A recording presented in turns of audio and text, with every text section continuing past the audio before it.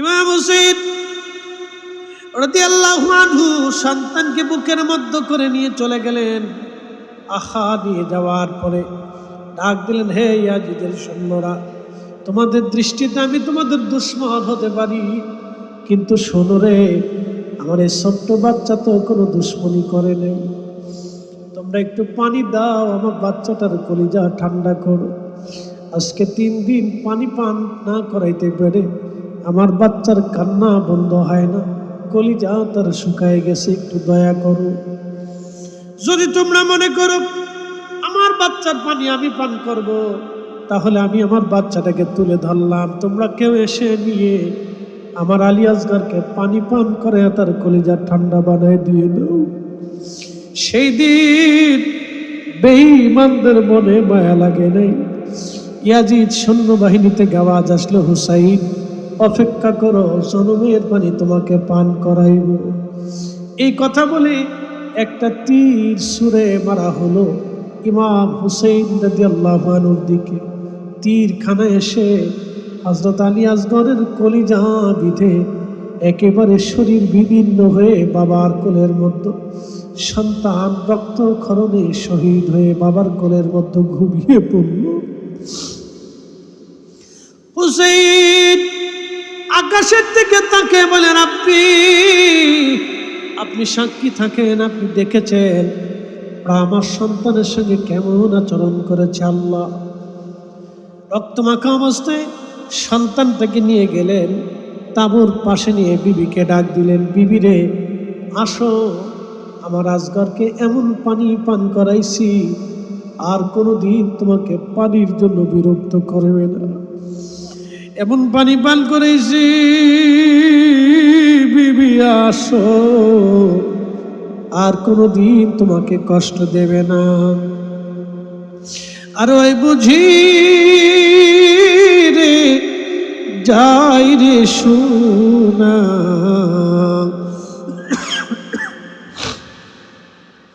আর ওই বুঝি রে যাই রে সোনা, কারবালার মাতম জারি। কান্দে ইমাম হুসাইন বিনয় করি, আলী আসগরের লাশ কোলে ধরি। কান্দে ইমাম হুসাইন বিনয় করি,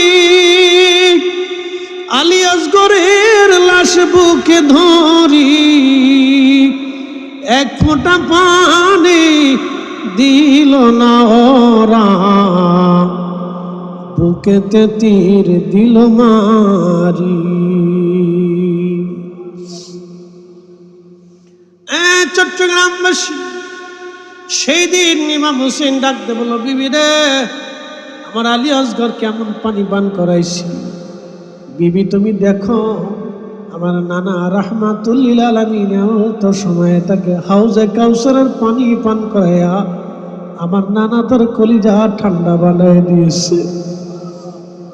ইমাম জয়নুল আবেদিন বললেন, একমাত্র বেঁচে যাওয়ার পুত্র সন্তান ছিলাম আমি ছাড়া আর কেউ কারবালায় কোনো পুত্র সন্তান নবী পরিবারে আর বেঁচে ছিল না।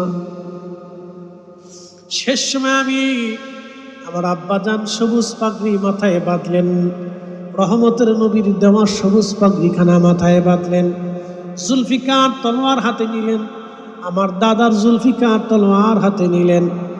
সৈয়দনা হযরতে সৈয়দুশ শুহাদা আমির হামজা রাদিয়াল্লাহু আনহু বল্লমখানা বর্মখানা লোহার পোশাকখানা তিনি গায়ে দিলেন।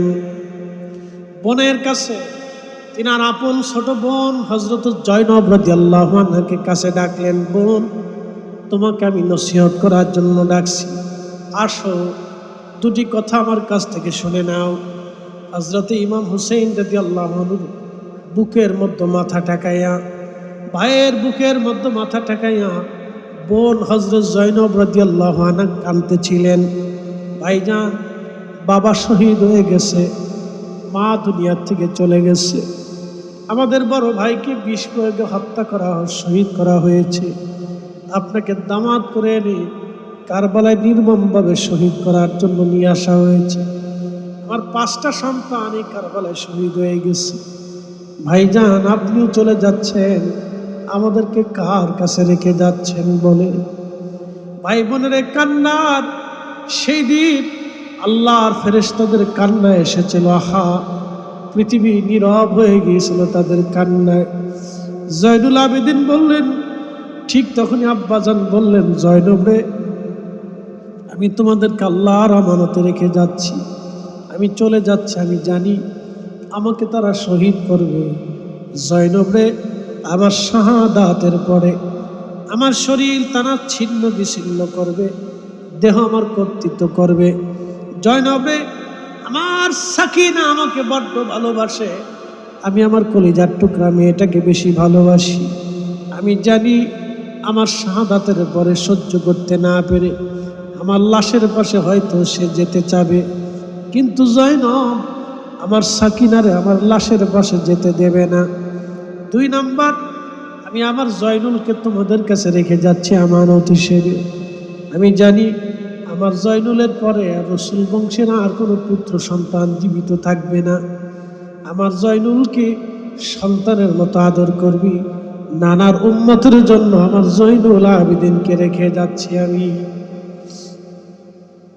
শানবন আমার পৃথিবীর কোন রাজা বাদশার কাছে তুমি ফায়সালা দিবে না। আমি জানি তোমাদেরকে এখান থেকে বন্দি করে নিয়ে যাওয়া হবে। জয়নব রে, যদি কোনোদিন মদিনায় তুমি যেতে পারো, যদি কোনোদিন মদিনায় তোমরা ফেরত যেতে পারো, জয়নব দুনিয়ার কোনো রাজা বাদশার কাছে আমাদের হত্যার ফয়সালা টানতে যাবে না, বিচার আনতে যাবে না। আমি এই বিচারখানা হাসরের ময়দানে নানার জন্য রেখে দিলাম। আমি কিয়ামতের ময়দানে এই ফয়সালা আমি টানবো, আমার নানার জন্য এই ফয়সালা রেখে দিলাম। জয়নব শোন, যদি কোনোদিন মদিনায় যাও, কারো বাড়ি আগে যাবি না, আমার জয়নুলকে নিয়ে রওজা শরীফের পাশে দাঁড়া করাই দিবি। 3 দিনের অবর্ণীয় নির্যাতন দুঃখের কথাগুলি রওজা শরীফের পাশে দাঁড়ায় দাঁড়ায় বলতে বলবি, আমার নানার দরবারে বিচার দিতে বলবি। চলে গেলেন ইমাম হোসেন। প্রচন্ড যুদ্ধ শুরু হয়ে গেল। এক এক করে 179টি তীর ওনার শরীর ঝাঁঝরা করে ফেললো। 33টা তলোয়ার আঘাত ওনার শরীরটাকে খণ্ড করলো। 21টা বর্ষার আঘাত ওনার শরীরটাকে ঝাঁঝরা করলো। হযরত ইমাম হোসেন ঘোড়ার উপর থেকে পড়ে গেলেন। সীমা আর বুকের মধ্যে চড়ে বসছে, সীমা আর বুকের মধ্যে চড়ে বসছে। হুসাইন রাদিয়াল্লাহু আনহু বললেন, সীমা, আমি বুঝছি তুমি সেই কানো ডোরা কাটা কুকুর। 50 বছর আগে আমার নানা রহমতের নবী বলেছিলেন, হুসাইন যে আমি স্বপ্ন দেখেছি, আমার স্বপ্ন দেখেছি তোমার রক্তের ভিতরে একটা কালো ডোরা কাটা কুকুর মুখ লাগাইছে। হুসাইন, বুঝছি তুমি কারবালায় শহীদ হবা। আমার নানা 50 বছর আগে আমাকে সুসংবাদ দিয়েছিল। সীমার ছিল কালো, শ্বেতি রোগী, ডোরা কাটা কুকুরের মতো তাকে দেখা যাইতো। আহা, ইমাম হুসাইন বললেন, সীমা, তোমাকে চিনতে আমার বাকি নাই, একটু সময় দিবি। 2 রাকাত নামাজ পড়ে শেষ সময়ে আমি আল্লাহর সাথে কথা বলে যেতে চাই। চিৎকার মেরে জোরে বলেন আল্লাহু আকবার। ধীরে ধীরে চালাও সুরি সীমার আমারি গলা,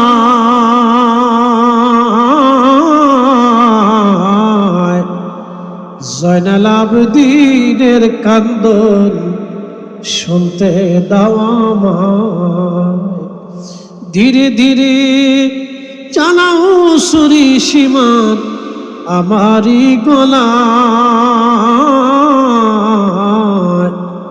জয়নাল আবেদিনের কান্দন শুনতে দাও আমায়। নামাজ শেষ করলেন, দোয়া করলেন নানার উম্মতের জন্যে।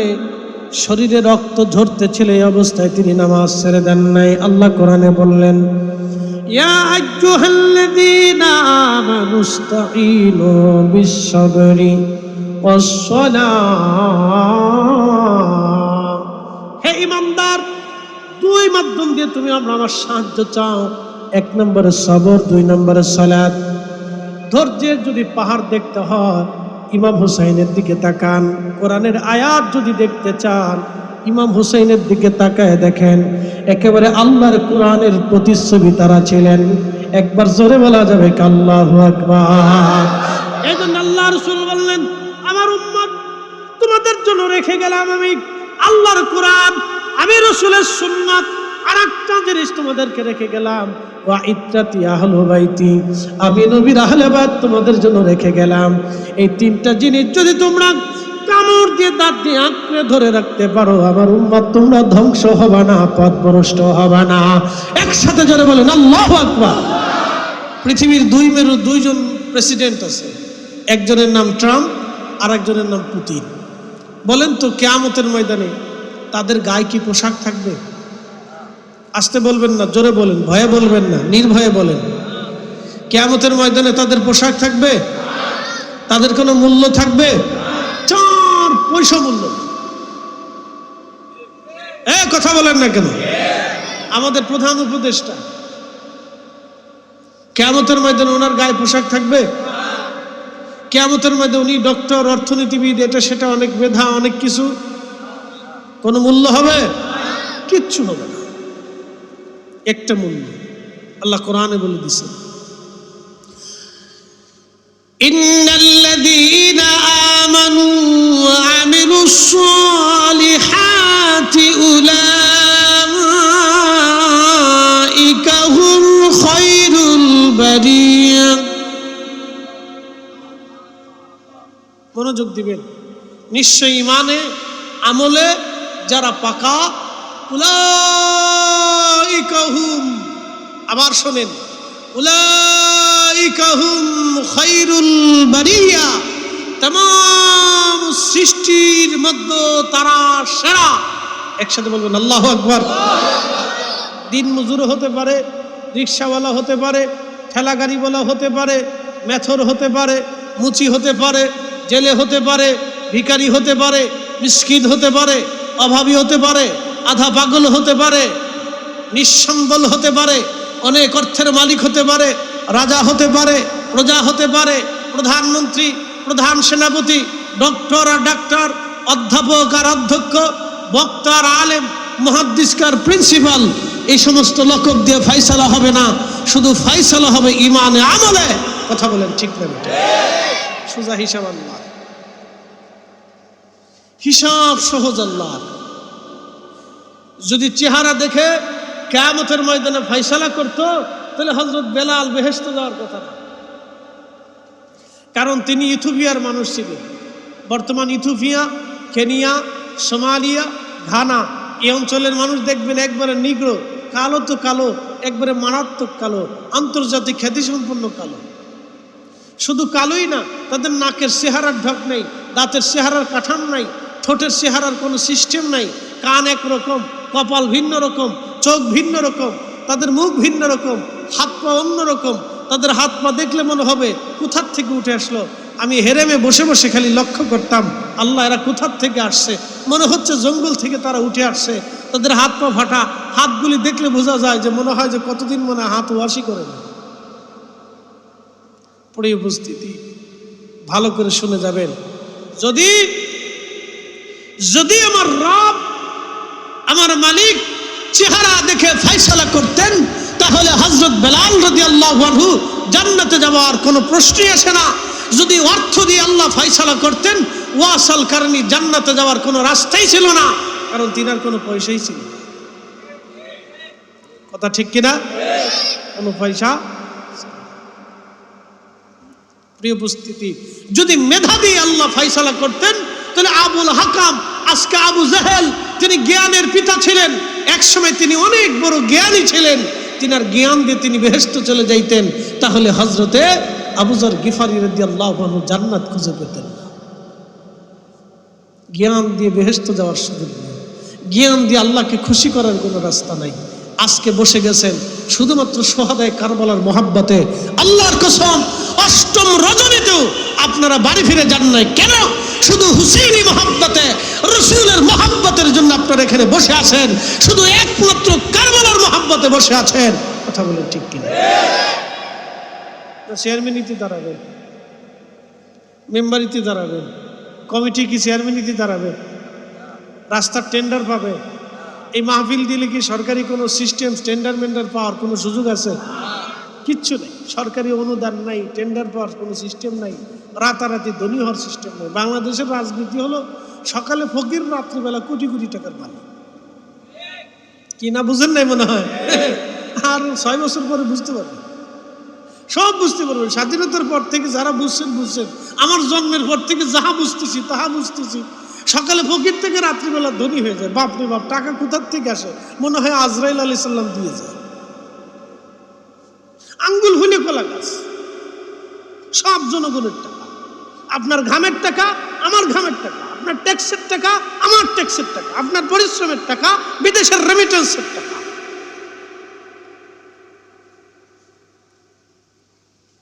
সোর কখনো শেষ হয়ে যাবে? সোর কবে শেষ হবে তাও জানি। এই জন্য আমাদের ভাগ্যের কোনো পরিবর্তন হয় না।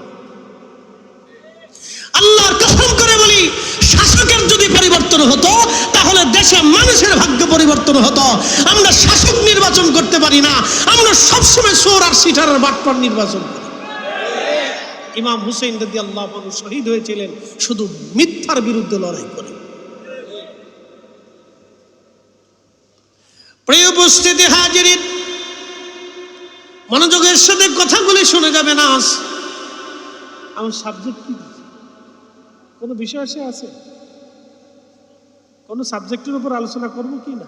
কোনো বিষয় দেওয়া আছে আমার? আমি জানি না, আমার মতে। আচ্ছা ঠিক আছে, ইচ্ছা একসাথে বলি না আল্লাহু আকবার। না হয় না আরো জোরে বলি, নারে তাকবীর, নারে রিসালাত। মাশাআল্লাহ।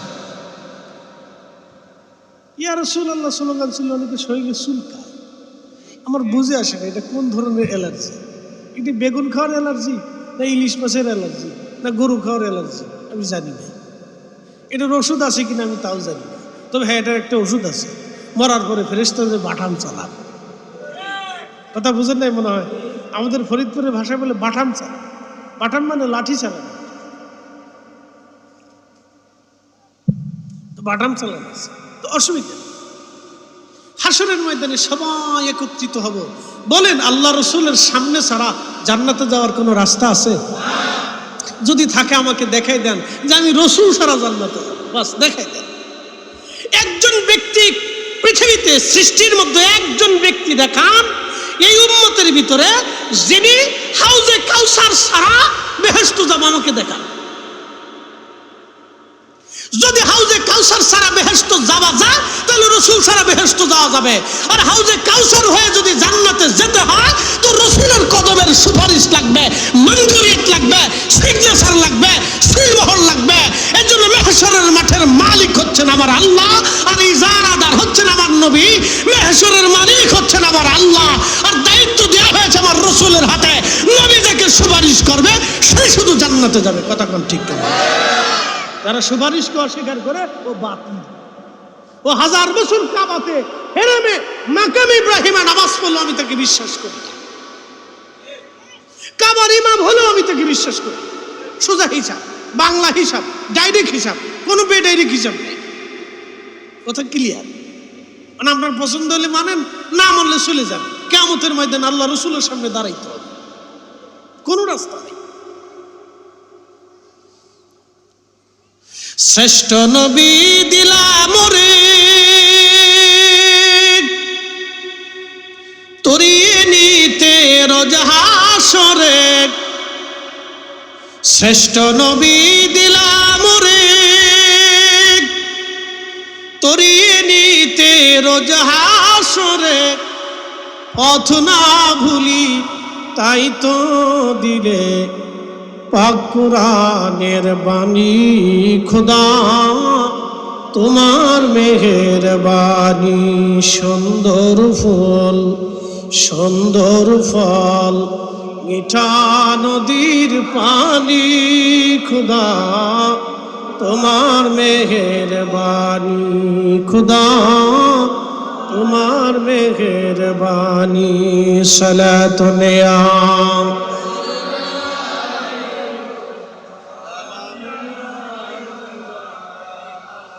সালাতুন ইয়া রাসূলুল্লাহ।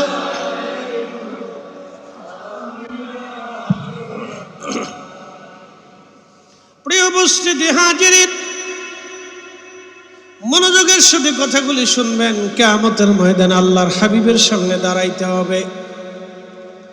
যদি কোনোদিন মদিনাতে যান, মদিনার একটা এলাকা আছে যেটাকে বলা হয় খন্দক।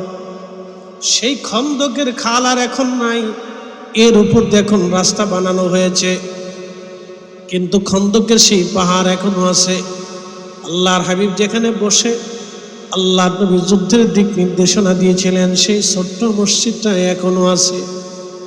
হযরত আলী কাররামাল্লাহু ফাতিমাতুজ জাহরা রাদিয়াল্লাহু আনহাকে নিয়ে যেখানে বসে যুদ্ধের দিক নির্দেশনা দিয়েছিলেন, সেই ছোট্ট মসজিদখানা এখনো আছে।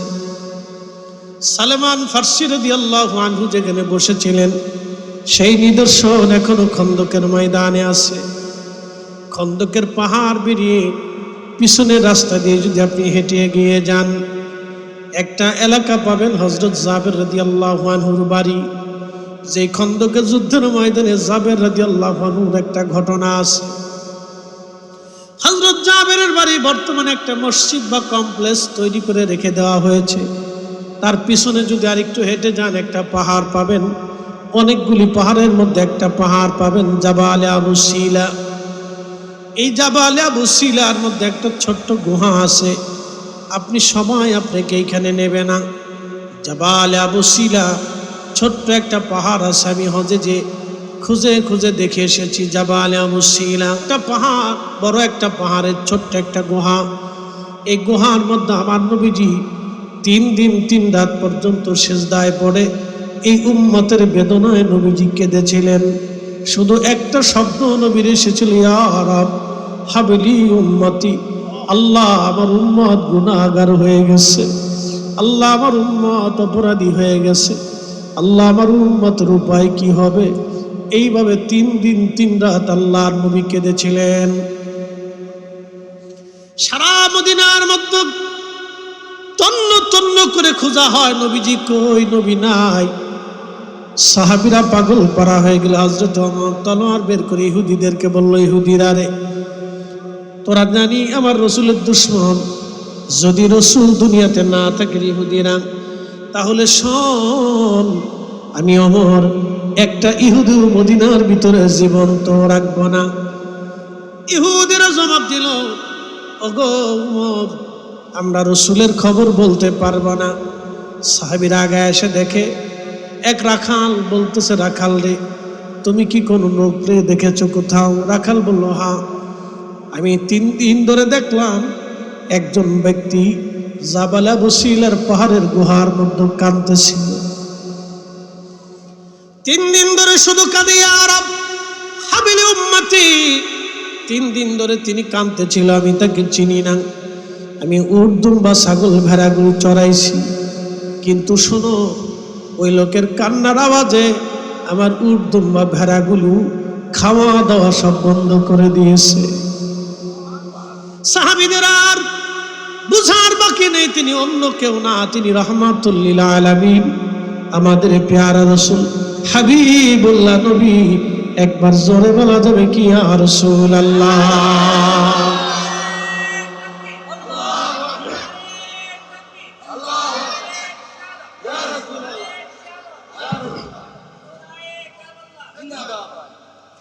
সাহাবীরা কাঁদতে লাগছে, ইয়া রাসূলুল্লাহ চলে আসেন আপনি। নবীজি নবীজি মাথা উঠায় না। আবু বকর কাঁধে, ওমর কাঁধে, নবীজি মাথা উঠান না। বলল, আমরা উঠাইতে পারবো না। দেখো, ফাতেমারে খবর দাও। সাইয়্যিদুনা হযরত ফাতিমাতুজ জাহরা রাদিয়াল্লাহু আনহা ডেকে বলেন, আব্বা জান, আপনি উঠেন, মদিনায় ফিরে চলেন। মদিনার মানুষ আপনার অভাবে কান্না জড়িত। নবীজি মাথা উঠান না। ফাতিমা রাদিয়াল্লাহু আনহা ডাক দিয়ে বলতেছেন, আব্বা জান, বুঝছি, মাথা ওঠান না গো আব্বাজান, উম্মতের পেরেশানিতে আপনি কাঁদতেছে। আব্বাজান মাথা ওঠান, আমার দুইটা কলিজার টুকরা সন্তান হাসান আর হুসাইনকে আমি ফাতেমা আপনার উম্মতের জন্য কুরবানি করে দিলাম। আল্লাহর হাবিব মাথা মোবারক উঠাইলেন, রব্বে কারীমের দরবারে কবুল হয়ে গেল। কারবালাটাকে ছোট করে দেখার কোনো সুযোগ নাই, কারবালার ঘটনাটাকে ছোট করে দেখার কোনো সুযোগ নাই। আমরা সুন্নিরা কারবালার ঘটনা স্মরণ করে কাঁদি, আমরা তাদের জন্য মাহফিল সাজাই, আমরা তাদের জন্য দোয়া করি। বাংলাদেশে বহু মুসলমান এই মুহররম মাস আসলে তাবারক রান্না করে গরিব মানুষদেরকে খাওয়ায়। আমাদের দেশের এক প্রকারের মৌলবী উঠে পড়ে লাগছে বেদাতের ফতোয়া দিয়ে বন্ধ করে দেওয়ার জন্য। ওর বেদাতের ফতোয়ার গোষ্ঠী কিলাই, কথা বলেন ঠিক কিনা? সব দুশ্মন, ওর বেদাতের ফতোয়ার গোষ্ঠী কিলাই। এ মুসলমান শুনে রাখবেন, যারা এই উম্মতের জন্য কুরবানি হয়ে গেলেন তারা কারা? আহলে বাইতে রাসূল। আল্লাহর নবী বলে গেলেন, আমার সাহাবীরা, আমার উম্মতেরা, তোমরা শোনো, আল হাসান ওয়াল হুসাইনি বিনা, আমার হাসান আর হুসাইন আমার বংশধর। সবার বংশ হয় ছেলে দিয়ে, আমার রাসূলের বংশ এসেছে মেয়ে দিয়ে। আমার হাসান হুসাইন দুইজন আমার বংশধর, আমার আওলাদ। মান আহাব্বাহুমা ফাকাদ আহাব্বানি। শোনো রে আমার উম্মতেরা, যদি তোমরা তাদেরকে ভালোবাসো আমি রাসূলকেই ভালোবাসা হবে। ওমান আহাব্বানি আহাব্বাহুল্লাহ, আর আমাকে ভালো যদি বাসোই আল্লাহকে ভালোবাসা হবে।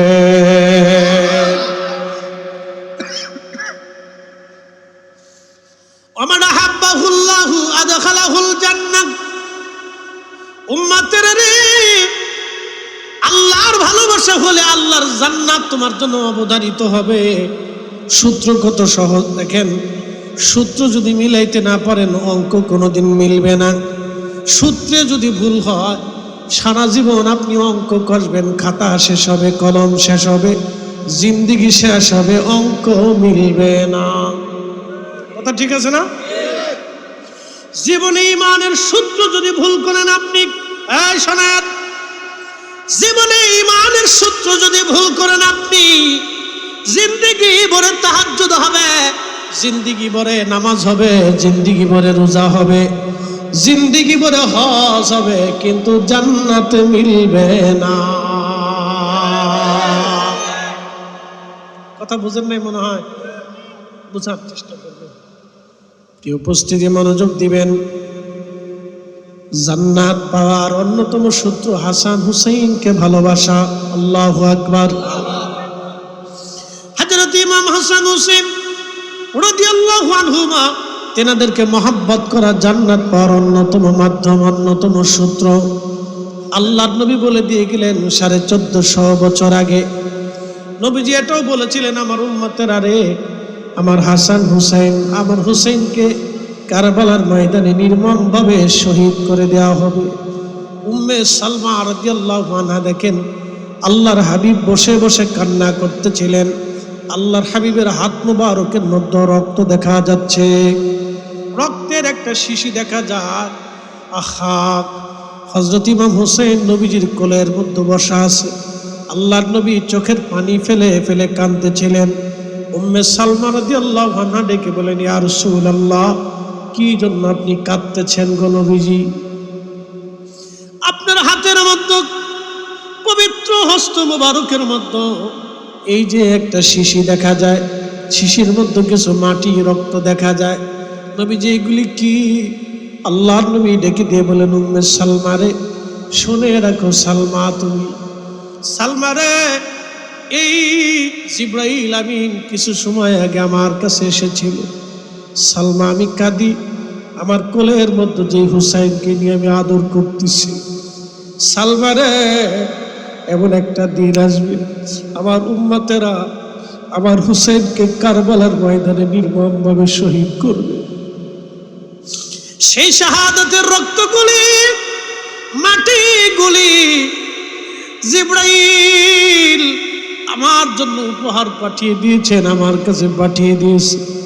সালমারে, এই যে সেই মাটি তোমাকে দিলাম, নিয়ে রাখো। যদি কোনোদিন এই মাটি রক্তে রঞ্জিত হয় তাহলে বুঝবা আমার হুসাইন কারবালায় শহীদ হয়ে গেছে। এক চট্টগ্রামবাসী মনোযোগের সাথে শুনে যাবেন। আহা, আল্লাহর নবী জানতেন হাসান হুসাইন তারা শহীদ হয়ে যাবে, কারণ এটা ফাতেমা রাদিয়াল্লাহু আনহার ওয়াদা। এই উম্মতের ক্ষমার জন্য তারা শহীদ। একবার জোরে বলা যাবে কি ইয়া রাসূলুল্লাহ? তারা এই উম্মতের ক্ষমার জন্য শহীদ। অথচ এই মুহররম মাস আসলে পবিত্র মিম্বরে দাঁড়াইয়া খতিব হাসান হুসাইনের আলোচনা না করিয়া ইয়াজিদের প্রশংসা যারা করে, ওরাই হলো বর্তমান মুসলমানদের জাতীয় বেঈমান। হাত উঁচা করে বলেন ঠিক কিনা?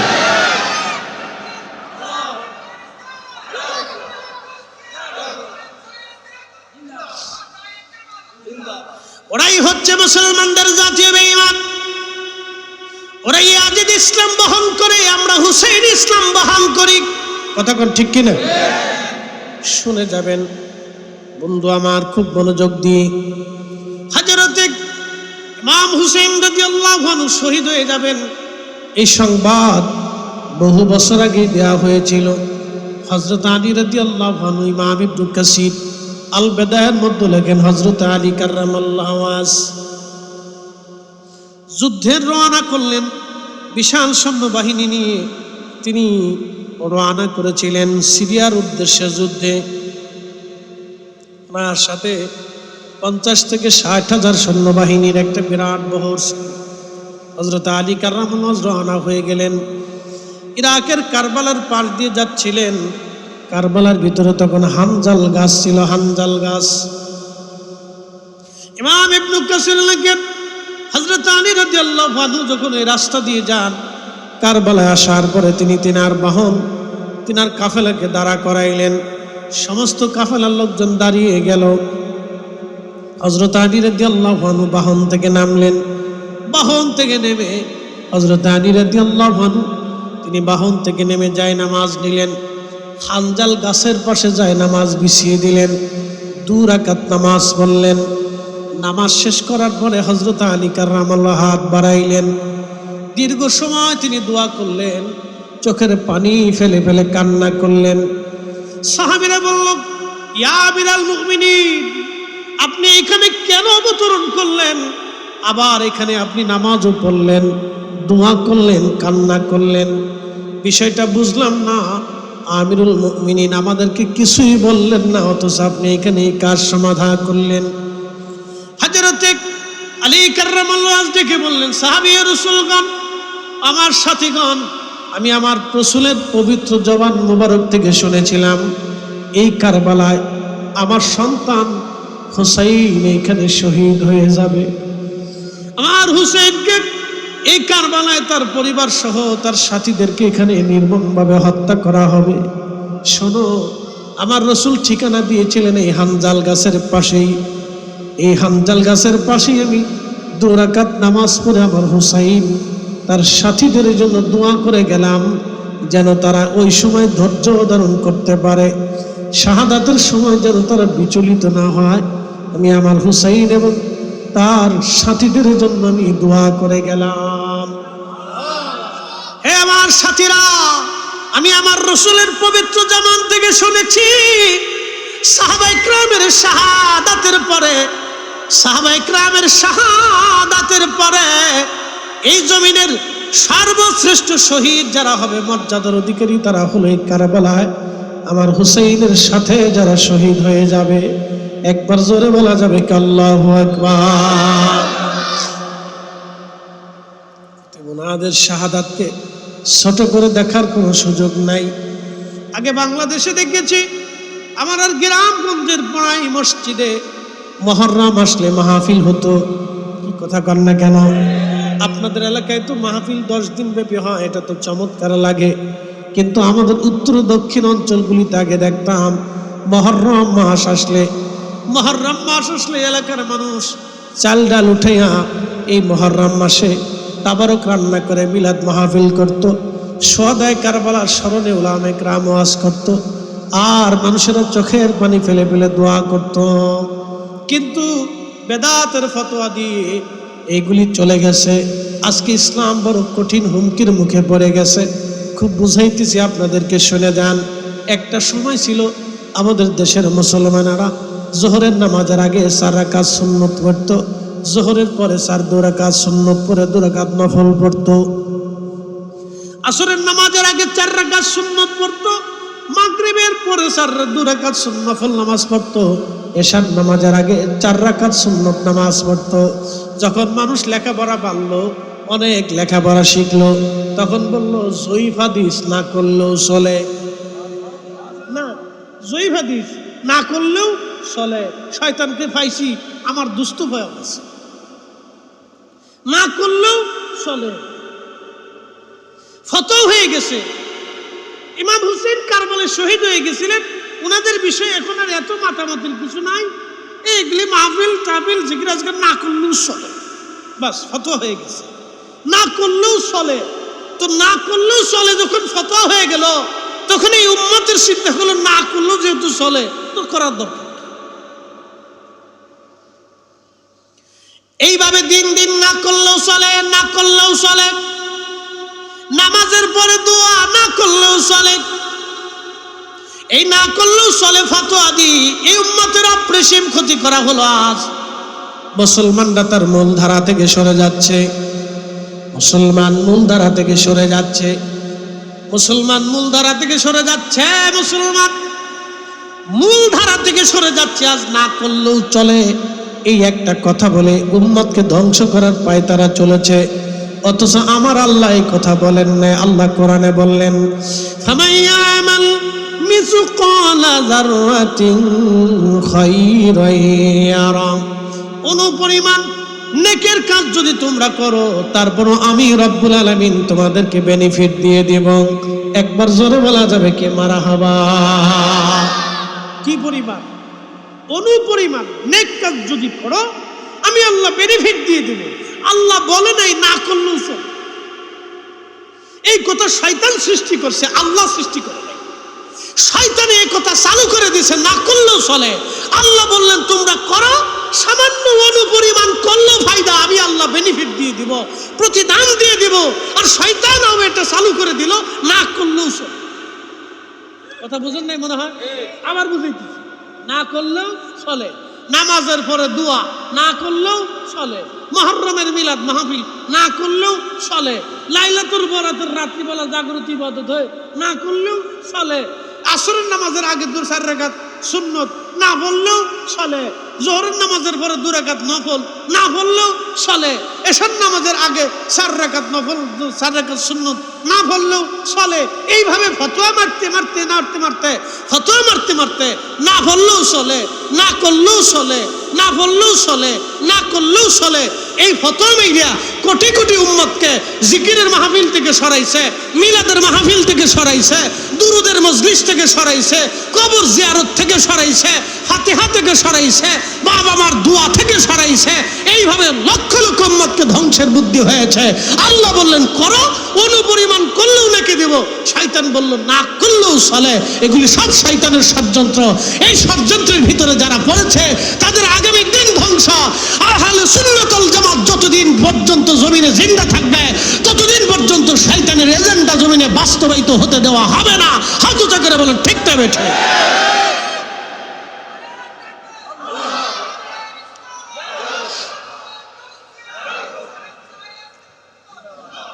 না করলেও চলে, শয়তান কোথাকার না করলেও চলে। আল্লাহ তো কথা বলে, আল্লাহ রাসূল তো কথা বলে।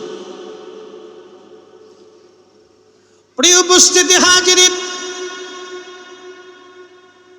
হযরত আমির রাদিয়াল্লাহু আনহু তিনি দোয়া করে দিয়ে চলে আসলেন শুহাদায়ে কারবালার স্মরণে। তখনও তারা শহীদ হন নাই। শাহাদাতের আগে হযরত আলী তাদের জন্য দোয়া করলেন, তাদের জন্য নামাজ পড়ে গেলেন। একসাথে বলা যাবে আল্লাহু আকবার। শাহাদাত তখনও হন নাই, তার আগেই হযরত আলী কাররামাল্লাহু ওইখানে এসে দোয়া করে গেলেন। যাতে তারা শাহাদাতের উপরে ধৈর্যের উপরে ইস্তেকামাত থাকতে পারে। সেজন্য হযরত আলী কারামাল্লাহু রাদিয়াল্লাহু তাআলা আনহু শেরে খুদা আলী মাওলা আলী তিনি দোয়া করেছেন। আল্লাহু আকবার। প্রিয় উপস্থিতি,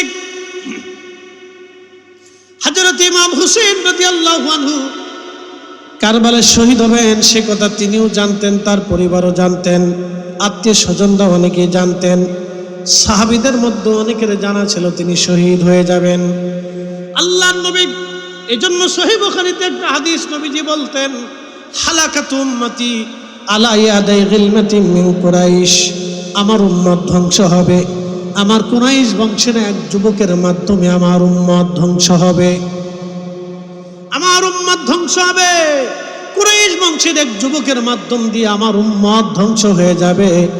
আহা, এই হাদিসখানা ইমাম বুখারী লিখেছেন সহিহ বুখারীতে। হাদিসের ব্যাখ্যা করেছেন আল্লামা ইমাম হাজার আসকালানী আশ-শাফিঈ ফাতহুল বারী শরহে বুখারীর মধ্যে তিনি ব্যাখ্যা করেছেন, আল্লাহর নবী তো ইশারায় বলে গেছেন আমার উম্মত কুরাইশ বংশের এক যুবকের মাধ্যমে ধ্বংস হবে। মনে রাখবেন, ইয়াজিদ কিন্তু কুরাইশ বংশের সন্তান ছিলেন, তিনি উমাইয়া শাখা, আর আমাদের হযরত আলী ছিলেন হাশেমি শাখা। আমার রাসূল ছিলেন হাশেমি, ইয়াজিদ ওরা ছিল উমাইয়া। এই আল্লাহর কিন্তু দোনোই বংশ ছিল কুরাইশ বংশের অধীনে, দোনো গোত্র ছিল কুরাইশ বংশের অধীনে। এই জন্য আল্লাহর নবী বলেন আমার উম্মত ধ্বংস হবে আমার কুরাইশ বংশের এক যুবকের মাধ্যমে। বন্ধু আমার, সেই যুবকের পরিচয় কি? ইমাম হাজর আসকালানী বললেন, হযরতে আবু হুরায়রা রাদিয়াল্লাহু আনহু দোয়া করতেন, আল্লাহুম্মা লা তুদরিকনি সানাতুস সিদ্দিন ওয়ালা ইমারাতুস সিবিয়ান। সাহাবী রাসূল মুহাদ্দিসে জামান সাহাবী হযরতে আবু হুরায়রা রাদিয়াল্লাহু আনহু তিনি বাজারে যাইতেন, বিভিন্ন এলাকায় যাইতেন, যখন অনেক মানুষ দেখতেন তখনই দোয়া করতেন, আল্লাহুম্মা লা তুদরিকনি সানাতুস সিদ্দিন ওয়ালা ইমারাতুস সিবিয়ান। আল্লাহ 60 হিজরির যুবকের শাসন থেকে তুমি আমাকে বাঁচাও, আল্লাহ 60 হিজরির যুবকের শাসন থেকে তুমি আমাকে বাঁচাও। ইয়াজিদ ক্ষমতায় বসেছিল 59 হিজরিতে, কারবালার ঘটনা ঘটেছিল 60 হিজরিতে।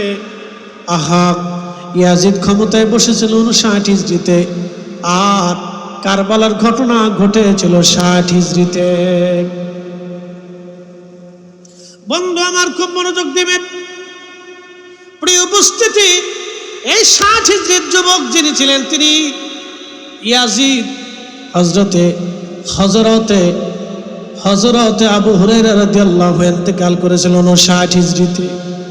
এর অর্থ ইমাম হযরত আসকালানী বললেন সেই 60 হিজরির যুবক অন্য কেউ না, তার নাম ইয়াজিদ।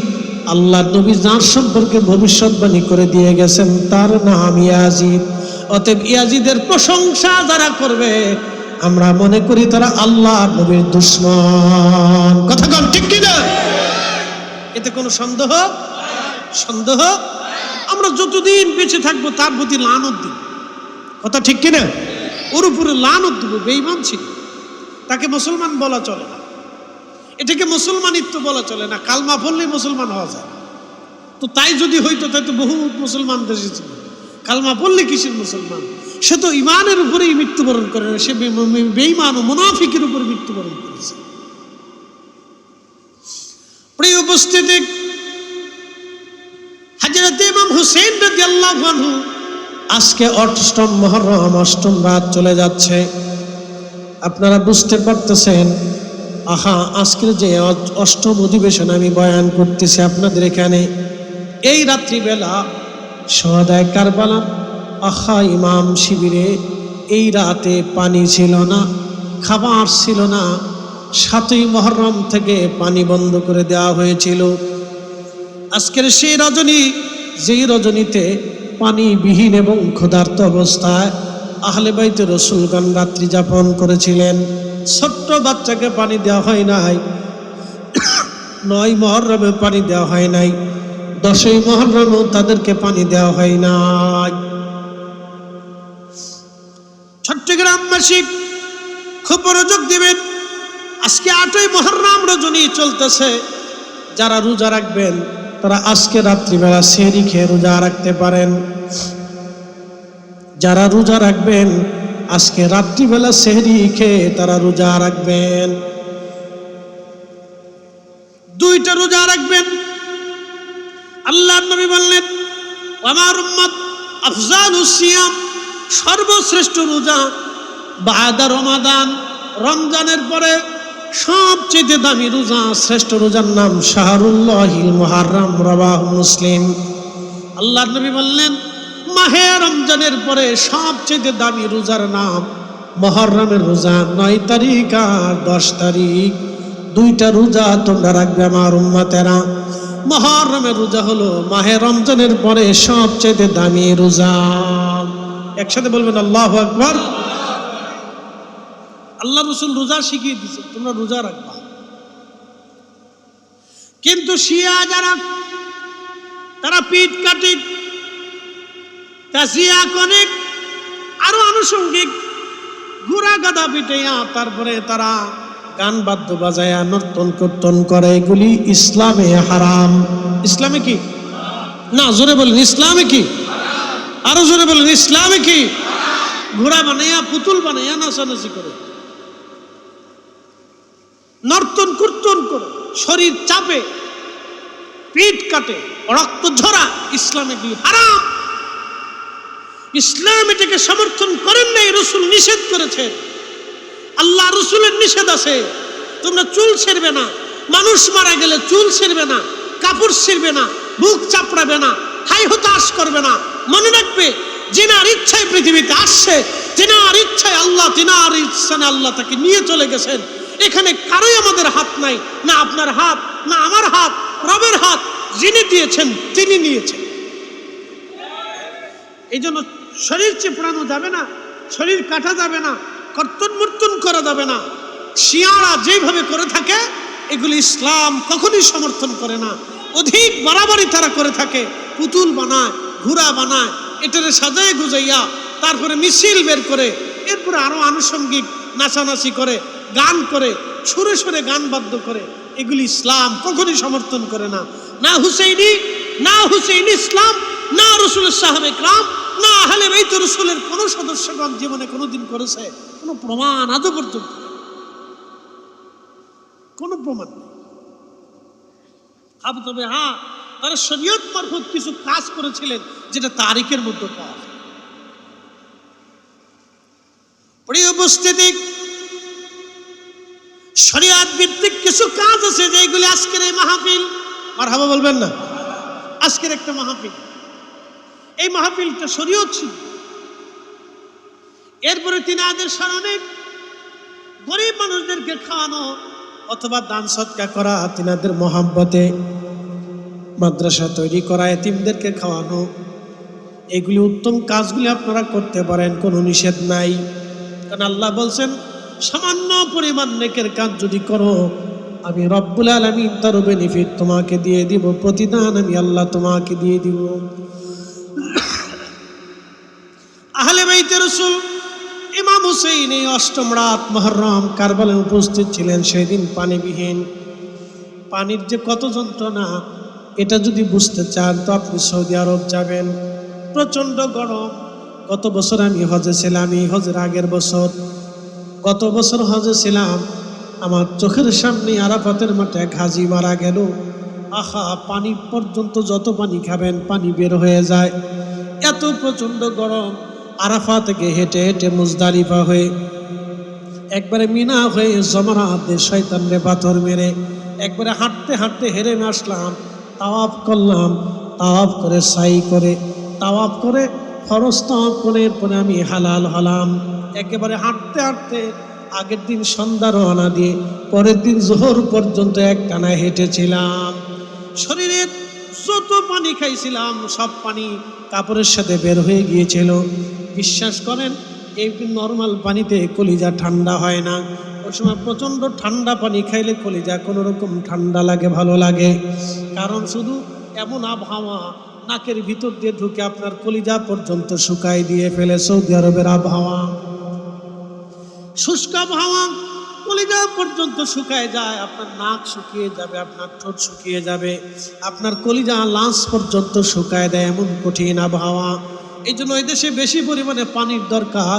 কারবালার ময়দানে 3 দিন পর্যন্ত পানি দেওয়া হয় নাই। আপনি বুঝতে পারতেছেন তাদের সেই দিন কত কষ্ট এবং কঠিন ছিল। আহা, 7ই মুহররম থেকে 10ই মুহররম সকাল পর্যন্ত পানি বন্ধ হয়ে গেল। ইমাম হুসাইন রাদিয়াল্লাহু আনহু যুদ্ধের জন্য প্রস্তুতি নিলেন। যুদ্ধের জন্য প্রস্তুতি নিয়ে তিনি উটের পিঠের উপরে সওয়ার হয়ে চিন্তা করলেন, শেষবার নানার উম্মতকে একটু পরামর্শ দিয়ে আসি, নসিহত করে আসি, দেখি তারা ফিরে আসে কিনা, আমি আমার দায়িত্ব পালন করে আসি। এর উপরে সওয়ার হয়ে ইমাম হুসাইন 22,000 ইয়াজিদি সৈন্যদের সামনে দাঁড়িয়ে যে বলেন, হে ইয়াজিদের সৈন্যরা, তোমরা তো জানো আমি কে। আমার মা সাইয়্যিদাতুন নিসাই আহলিল জান্নাহ, যিনি জান্নাতের রমণীদের সর্দারিনী। আমার বাবা শেরে খুদা আলী, আমার বড় ভাই হাসান, আমি হুসাইন সাইয়্যিদা শাবাবি আহলিল জান্নাহ। আমরা 2 জন জান্নাতের যুবকদের সর্দার। হে কুফাবাসী, তোমরা আমাকে চিঠি দিয়ে পর্যন্ত এনেছো, আবার আমার বিরুদ্ধে তলোয়ার তোমরা ধরেছো। তোমাদের মধ্যে যদি নানার কোনো সাহাবী থাকে তো জিজ্ঞাসা করে দেখো আমার নানা এই হাদিস বলেছিলেন কিনা। আমি আমার বড় ভাই হাসান, আমি হুসাইন, আমরা 2 জন জান্নাতের যুবকদের সর্দার। দেখো তোমাদের মধ্যে নানার কোনো সাহাবী আছে কিনা, জিজ্ঞেস করো। নানার কোনো সাহাবী যদি থাকে তো জিজ্ঞেস করে এই হাদিস আমার রাসূল বলেছিল কিনা বলো। আমি কি তোমাদের সাথে জুলুম করেছি? তোমাদের কারো অন্যায় ভাবে একটা থাপ্পড় মেরেছি? কাউকে কি কোনোদিন গালিও দিয়েছি? সবাই নিচ্ছ, তোমরা দাওয়াত করে এনেছো, আবার আমাকে এইখানে হত্যা করার জন্য সশস্ত্র হয়ে উপস্থিত হয়েছ। শুধু তাই না, আজকে 3 দিন পর্যন্ত আমার পরিবারের জন্য পানি ফোরাতে তীর বন্ধ করে রেখেছে। তোমাদের মধ্যে কি কোনো মুসলমান নাই? জিজ্ঞেস করেছিলেন, তোমাদের মধ্যে কি কোনো মুসলমান নাই যে আমাকে একটু পানি দেবে? কোনো জবাব ছিল না। তোমাদের মধ্যে কি কোনো মুসলিম নাই যে আমাকে পানি দেবে, আমার পরিবারকে?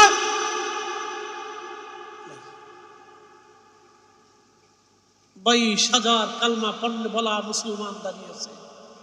কালেমা হলে হবে কি যদি ইশকে রাসূল না থাকে?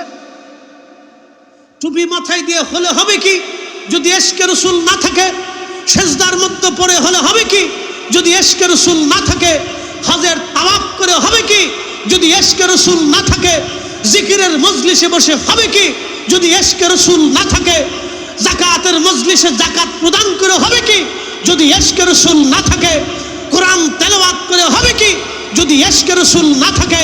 যদি ইশকে রাসূল না থাকে তাহলে বুঝতে হবে আপনার কোনো ইবাদতের মূল্যতা হবে না, মূল্যায়ন হবে না। যদি ইশকে রাসূল থাকে তাহলে আপনার সব ইবাদত আল্লাহর দরবারে মঞ্জুরিয়ত পাবে। ঠিক করে সোজা হিসাব সহজ।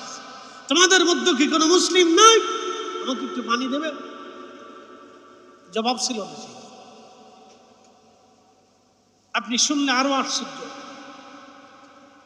সেই 22,000 সৈন্যের প্রধান সেনাপতির নাম ছিল আমর বিন সাদ। বাবার নাম ছিলেন সাদ বিন আবি ওয়াক্কাস রাদিয়াল্লাহু আনহু। নবীজির 10 সাহাবী ছিল জান্নাতের সুসংবাদ প্রাপ্ত। আবু বকর ফিল জান্নাতি, আবু বকর ফিল জান্নাতি, ওমর ফিল জান্নাতি, উসমান ফিল জান্নাতি, আলী ফিল জান্নাতি, তালহা ফিল জান্নাতি, জুবাইর ফিল জান্নাতি, আব্দুর রহমান ইবনে আউফ ফিল জান্নাতি, সাইদ ইবনে জুবাইর ফিল জান্নাতি, আবু উবাইদা ইবনে জাররাহ ফিল জান্নাতি, সাদ বিন আবি ওয়াক্কাস রাদিয়াল্লাহু আনহু ফিল জান্নাতি। 10 জন সাহাবী জান্নাতের সুসংবাদ প্রাপ্ত। 10 নম্বর সাহাবী যিনি সাদ বিন আবি ওয়াক্কাস, দুনিয়া থেকে জান্নাতের সার্টিফিকেট নিয়েছিলেন। তার ছেলে আজ টাকার অর্থের লোভে 22,000 সৈন্যের দায়িত্ব নিয়ে, সেনাপতির দায়িত্ব নিয়ে আহলে বাইতে রাসূলকে জবাই করার জন্য সে আজ নেতৃত্ব নিয়ে এসেছে। তার অর্থ হলো টাকার বিনিময়ে ক্ষমতার কাছে মানুষের ঈমান বিক্রি হয়ে যায়। কথা কন না কেন? জোরে বলেন। টাকা আর ক্ষমতার কাছে মানুষের ঈমান বিক্রি হয়ে যায়। এটা আজকে না তো, এটা কারবালা থেকে বোঝা যায়। এমন একজন সাহাবীর বেটা, যেই সাহাবী জান্নাতের সুসংবাদ নিয়ে দুনিয়া থেকে চলে গেল, তার রক্ত আজকে আসছে, যার সার্টিফিকেট নিয়ে বেহেশত চলে গেছে, তার আওলাদকে হত্যা করার জন্য তার রক্ত আজকে আসছে, তার আওলাদ আসছে। শুনলে আপনার গা শিহরে উঠবে, চামড়া পশমগুলি দাঁড়িয়ে যাবে। এটা কি করে হতে পারে? হ্যাঁ, ক্ষমতার কাছে, টাকার কাছে মানুষের ঈমান বিক্রি চিরসত্য। আপনি বুঝেন না? মধ্যপ্রাচ্যের পেট্রো ডলার ভাইয়া মৌলবী ফতোয়া দিচ্ছে ইয়াজিদ রহমতুল্লাহ। কি কথা কন না কেন? জোরে বলেন। হ্যাঁ, এই যে দেশে আছেন, আমাদের দেশে আমিন, তা আমরা দেশের যুবকরা চিন্তা করলো, বাপরে বাপ কত সুন্দর করে আমিন খুশি, এটা বেশ। ও তো জানে না যে পিছনে রহস্যটা কি। আমিন বাস খুব সুন্দর করে শিখেছি, এটা সহি পথ। কি কর সহি পথ, বুঝেন নাই মনে হয়? আচ্ছা, আমার ভাষা কি আপনারা বুঝতে পারেন? বুঝলে ভালো। কারণ আমাদের চট্টগ্রামের আঞ্চলিক ভাষা আমি কিছু বুঝি না, খালি চাইয়ে থাকি আপনি কি কর। আগে সিলেটেরটা বুঝতাম না, এখন সিলেট যাইতে যেতে যাইতে যেতে সিলেটিটা বুঝি। তো শোনা ভালো আসুন, সব ভালো আসুন, সব বহু আপনার ওয়াজ দা বাক্কা মজা লাগে, সব এটাও ওয়াজ করুন, সব পরিযায় লাগে। সব সিলেটি ওয়াজ খুব ভালো। সিলেটি মানুষের কথা খুব চমৎকার, তারা খুব ভালো লোক। সিলেটের প্রশংসা করি, তারা অধিক ওলি আল্লাহ প্রেমিক। একসাথে বলবেন আল্লাহু আকবার। অধিক ওলি আল্লাহ প্রেমিক। সিলেটের গ্রামে গ্রামে গঞ্জে গঞ্জে ওলি আল্লাহ প্রেমিক। একজন ব্যক্তি সারা সিলেটটাকে তিনি সুন্নিয়ত প্রতিষ্ঠিত করেছেন, আল্লামা সাহেব কেবলা ফুলতুলি রহমতুল্লাহ। একজন ব্যক্তি, ওয়ানলি 1%। নারায়ে রিসালাতের জন্য ওনাকে পিটিয়েছিল, মারতে মারতে মারতে মারতে কাদার ভিতরে নিয়ে, কাদার ভিতরে হাত মুখ দিয়ে ডুবিয়ে দিয়েছিল। উনি বুঝতে পারতেছিলেন আমি হয়তো মারা যাব। উনি ওই অজ্ঞান হওয়ার আগ পর্যন্ত বলতেছিল ইয়া রাসূলুল্লাহ, ইয়া রাসূলুল্লাহ, ইয়া রাসূলুল্লাহ, ইয়া রাসূলুল্লাহ। সেই দিন ওনার ইয়া রাসূলুল্লাহর স্লোগানটা আল্লাহর রাসূলের দরবারে এমন ভাবে কবুল হয়েছিল যে সিলেটের রন্দে রন্দে রন্দে রন্দে লক্ষ লক্ষ মানুষের মুখে ইয়া রাসূলুল্লাহ স্লোগান বের হয়। একসাথে বলবেন আল্লাহু আকবার।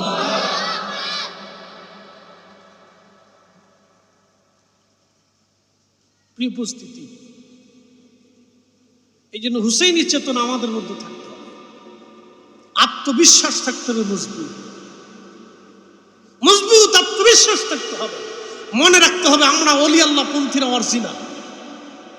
এই আসতে বলবেন না, ডরায় কথা বলবেন না। RS BS CS SA আর কি আছে, আর কি কাগজ আছে কিনা আমি জানি না। হ্যাঁ, ফাট্টা ফাট্টা ফাট্টা করতে, আজকে ফাট্টা করতে যায় কিছু ঝামেলা আছে, পাট্টায় মনে একটু ঝামেলা জমিলা আছে, পরবর্তীতে সরকারি ঝামেলা, এ আনুষঙ্গিক ঝামেলা আসতে পারে, না আসতে পারে, কিন্তু ফাট্টার ভিতরে একটু ঘাপলা গুবলে থাকতে পারে। RS BS CS SA এরপরে আর যদি কিছু থাকে তো আমরার ভিতরে সব ক্লিয়ার। মনে রাখবেন, আমি কোনো রাজনৈতিক দল করি না। বলে হুজুর কেন করেন না? রাজনৈতিক দলের সিস্টেমটা হলো এই সকালে একরকম বিকেলে আর এক রকম। সকালে লুঙ্গি আছে, বিকেলে লুঙ্গি নেই। কথা বুঝে নাই? বলে সকালে লুঙ্গি পরনে আছে, বিকেল বেলা লুঙ্গি নাই। এটা হলো রাজনৈতিক সিস্টেম। আমরা এমন একটা দল করি যেই দলের নাম আহলে সুন্নাত ওয়াল জামাত। এটা ওলিদের দল, 1450 বছর আগেও ছিল, 1450 বছর পরেও আছে। কিয়ামত পর্যন্ত যতদিন জমিন থাকবে, আসমান থেকে বৃষ্টি আসবে, সূর্য উদিত হবে, আল্লাহু আকবার ধ্বনি থাকবে, ততদিন আহলে সুন্নাত ওয়াল জামাত থাকবে। কথা বলবো আমরা ওই দল সোজা হিসাবে, সেই দল করি।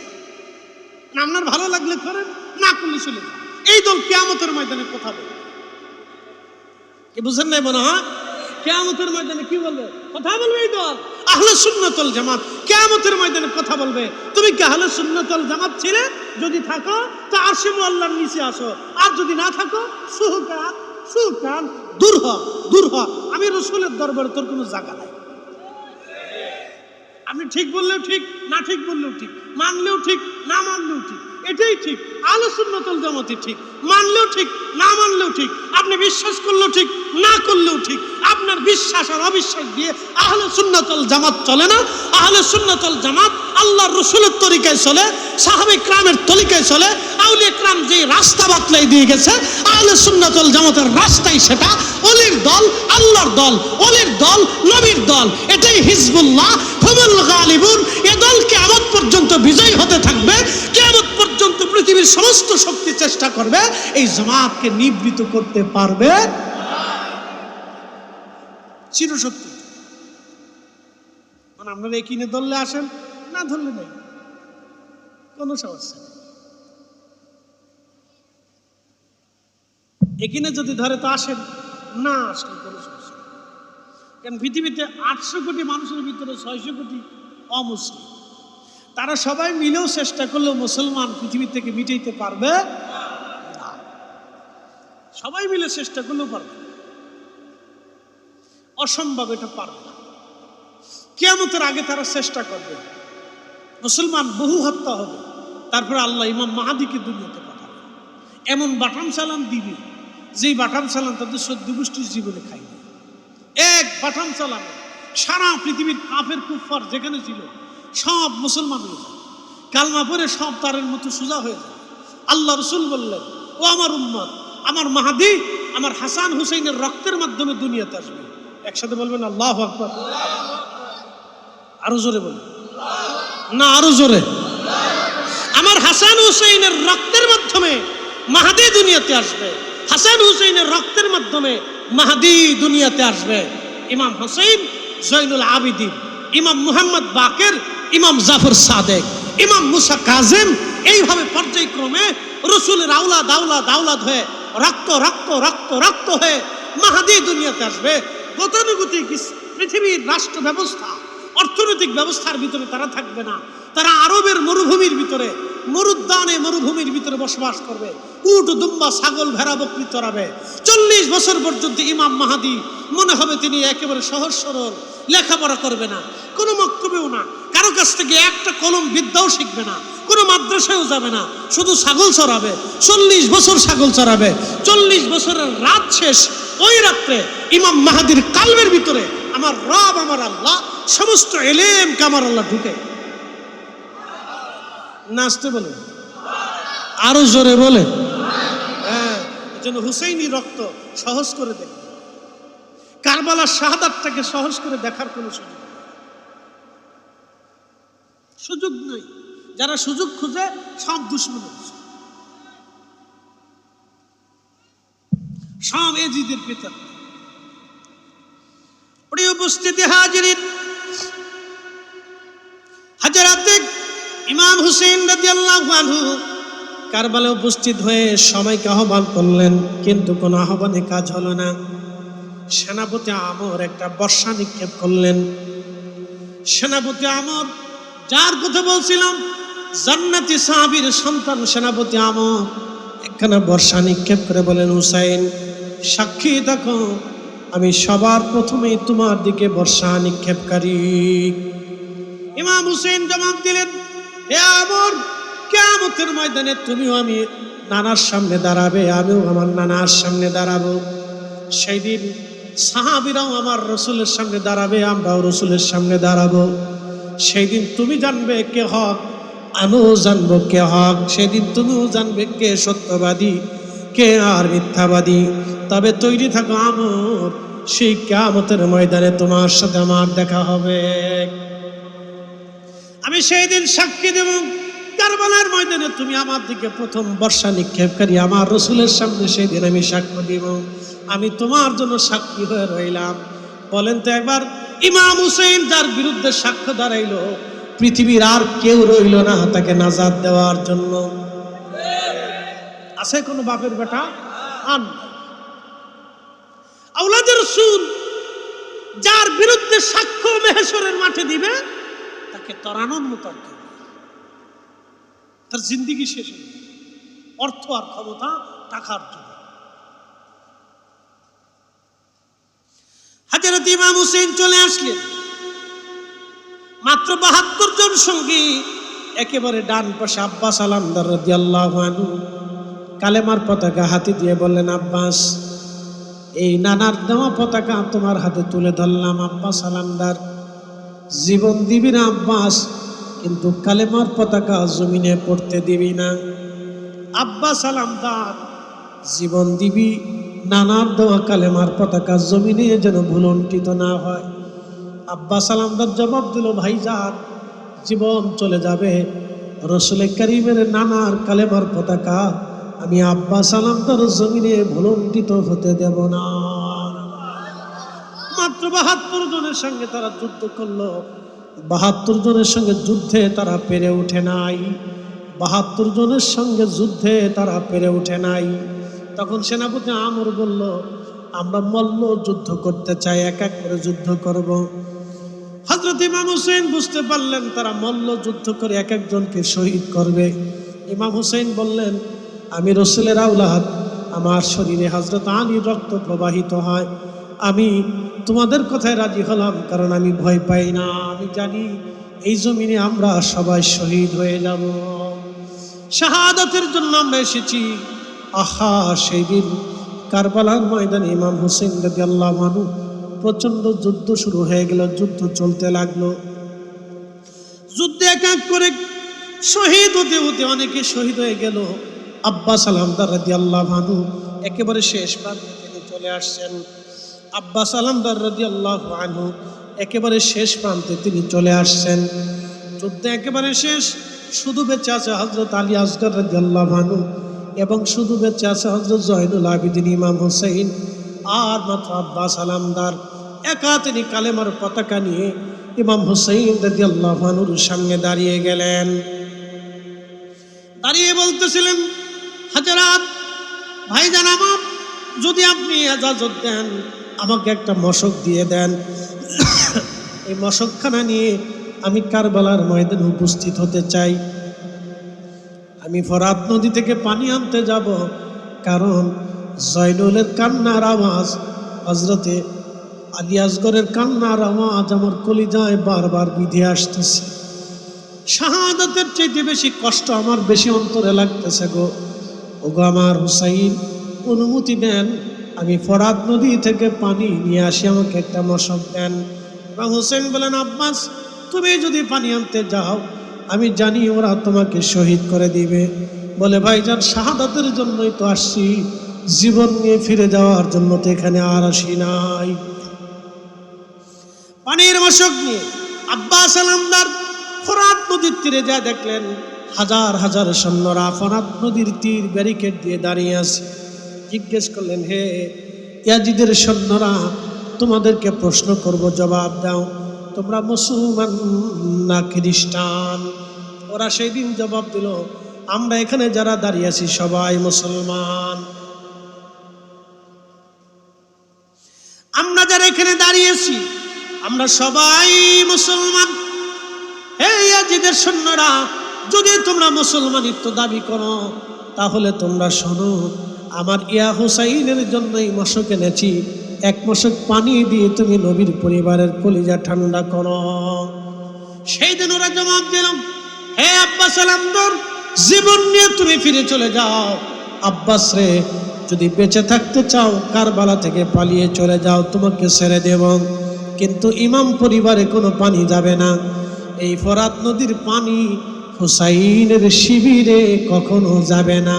আমরা পানি নিতে দেব না, পানি নিতে দেব না। সেই জন্য রক্ত যদি আরো ঝরে, রক্ত ঝরবে, পানি যাবে না। অথচ এই ফরাত নদী আমার রসুলের কারণে প্রবাহিত হলো। বলে, হুজুর কেমনে বললেন? আল্লাহর জমিনে 4টা নদী জান্নাত থেকে এসেছে। একটা নদীর নাম নীল নদ, খোদার জান্নাত থেকে প্রবাহিত হয়েছে। আর একটা নদীর নাম ফরাত নদ, খোদার জান্নাত থেকে নদীখানা এসেছে। ফরাত নদী আল্লাহর বেহেশত থেকে এসেছে, জান্নাত থেকে ফরাত নদী প্রবাহিত হয়েছে। আল্লাহর নবী বললেন, এই ফরাত নদী জান্নাত থেকে প্রবাহিত হয়ে আসছে। যেই নবীর কারণে দুনিয়া, নবীর কারণে আল্লাহ তামাম সৃষ্টি সৃজন করলেন, সেই রসুলের আওলাদ আজ ফরাতের তীরে পানির অভাবে দাঁড়িয়ে আছে।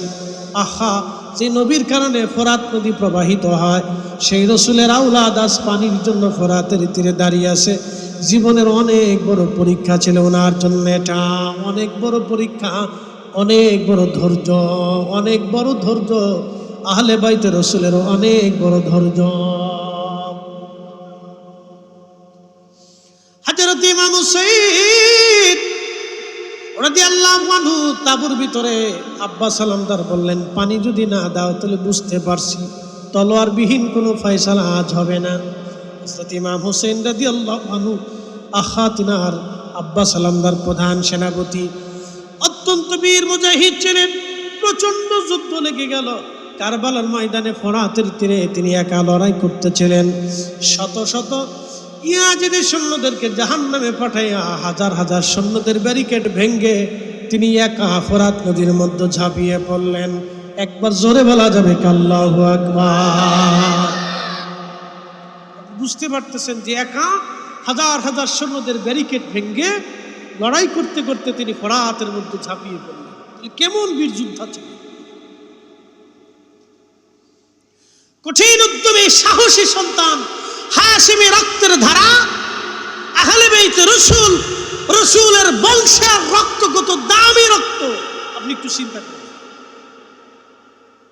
অদম্য স্পৃহা, জিহাদি চেতনা আর ইশকে রাসূলের জজবায় সেই দিন বাতিল পরাহিত হয়েছিল, পরাভূত হয়েছিল, তাদের তলোয়ারের নিচে কাতিল হয়েছিল।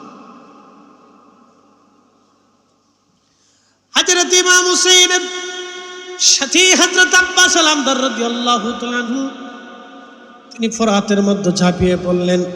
মশক ভরে পানি নিলেন বটে, পানি নেওয়ার পরে আজলা ভরে পানি উঠাইলেন পানি পান করার জন্য। ঠিক তখনই মনে পড়ে গেল, আহা আমার কাশিম পানির জন্য শহীদ হয়ে গেল, আজ পানি পেল না, শাহাদাতের সময় পানি হয় নাই। আমার আলী আকবর শহীদ হয়েছে, পানিবিহীন আজ শহীদ হয়ে গেল।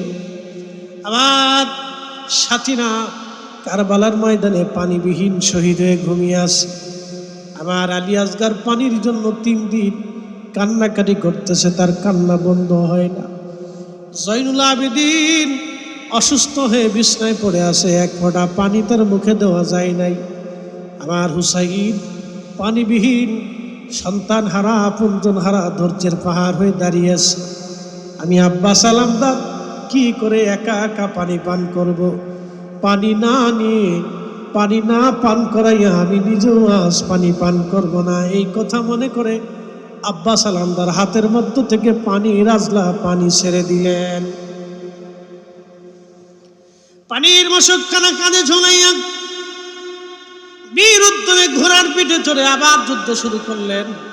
আহা কঠিন যুদ্ধে, প্রচন্ড যুদ্ধে হযরত আব্বাস সালামদার রাদিয়াল্লাহু আনহু হাজার হাজার সৈন্যদের ব্যারিকেড ভিড়ে দুর্বল হতে লাগলেন।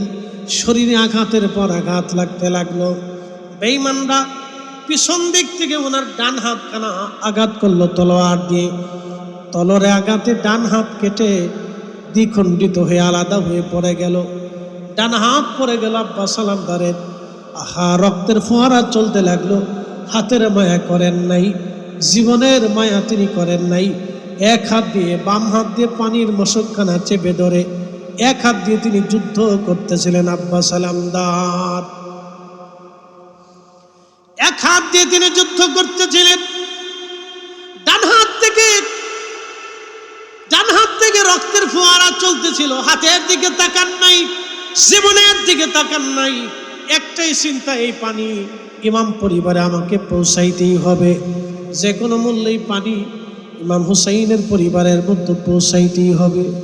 সেই দিন পানি পান করানোর জন্য আব্বাস সালামদার যুদ্ধ করতে লাগলেন। বেঈমানের দলেরা পিছন দিক থেকে তলোয়ার আঘাত করে তার বাম হাতখানা কেটে ফেলে দিল। বাম হাত কেটার পরে পানির মশকখানা মাটির মধ্যে পড়ে গেল। আব্বাস সালামদার হাতবিহীন ঘোড়ার উপর থেকে লাফিয়ে পড়ে পানির মশকের ফিতাখানা কামড় দিয়ে চেপে ধরলেন। মুখের দাঁতের মধ্যে কামড় দিয়ে চেপে ধরে হযরত আব্বাস সালামদার রাদিয়াল্লাহু আনহু দৌড়াইতে লাগলেন ইমাম হুসাইনের শিবিরের দিকে, ইমাম হুসাইন রাদিয়াল্লাহু আনহু তাঁবুর দিকে। তারপর অদম্য স্পৃহা, আহলে বাইতে রসুলের জন্য পানি আছে, আমাকে নিতেই হবে। আপনি বুঝতে পারতেছেন কলিজার ভিতরে কতটুকু ইশকে রসুল থাকলে, মহাব্বত থাকলে একজন মানুষ 2 হাত কাটার পরও পানির মশকখানা কামড় দিয়ে চেপে ধরে পানি নিয়ে দৌড় দিয়েছিলেন। কিন্তু বেশি দূর যেতে পারেন নাই। বেঈমানের দলেরা বর্ষার আঘাত করে, তীর ধনুকের আঘাত করে, তলোয়ারের আঘাত করে জমিনের মধ্যে তাকে ফেলে দিল। পানির মশক ওনার কাছ থেকে কেড়ে নিয়ে পানির মশকগুলি তারা মাটির মধ্যে ফেলে দিল। আব্বাস আলমদারকে নির্মমভাবে তারা হত্যা করলো। তার দেহ থেকে মাথা আলাদা করে ফেললো, হাত আলাদা হয়ে গেল, একেবারে খণ্ড বিখণ্ড দেহ কারবালার মধ্যে পড়ে আছে। ইমাম হোসেন রাদিয়াল্লাহু আনহু আসলেন, এসে দেখলেন একজন বীর মুজাহিদ নবী পরিবারকে পানি পান করানোর জন্য আজ শহীদ হয়ে ময়দানে ঘুমিয়ে আছে। তার ডান হাত কাটা, বাম হাত কাটা, তার গর্দান কাটা। কিন্তু জীবনের শেষ সময় পর্যন্ত আব্বাস আলমদার প্রমাণ করে দিয়ে গেছে, ইয়া রাসূলুল্লাহ, আপনাকে ভালোবাসি, ভালোবাসি বিদায় আপনার আওলাদের জন্য পানির চিন্তা করেছিলাম, জীবনের শেষ সময় পর্যন্ত চেষ্টা করেছি। ইয়া রাসূলুল্লাহ, আপনাকে ভালোবাসি। ওগো হুসাইন, আপনাকে ভালোবাসি, ভালোবাসি বিদায় জীবনের শেষ সময় পর্যন্ত আমি জীবন দিয়ে হলেও চেষ্টা করে গেছি, ভালোবাসি আপনাকে। হে রাসূল, তোমায় ভালোবাসি, অন্তরে শুধু মুখে নয়, জান্নাতের আশায় নয় হে রাসূল, জাহান্নামকেও ডরি না। তোমায় আমার আশায় মন ছুটে যায় মদিনায়, তোমায় আমার আশায় মন ছুটে যায় মদিনায়, এ আশিকে দিদার দাও না, আর দূরে থাকিও না। এ আশিকে দিদার দাও না, আর দূরে থাকিও না। হে রাসূল, তোমায় ভালোবাসি, অন্তরে শুধু মুখে নয়, জান্নাতের আশায় নয় হে রাসূল, জাহান্নামকেও ডরি না। সালাতুন ইয়া রাসূলুল্লাহ,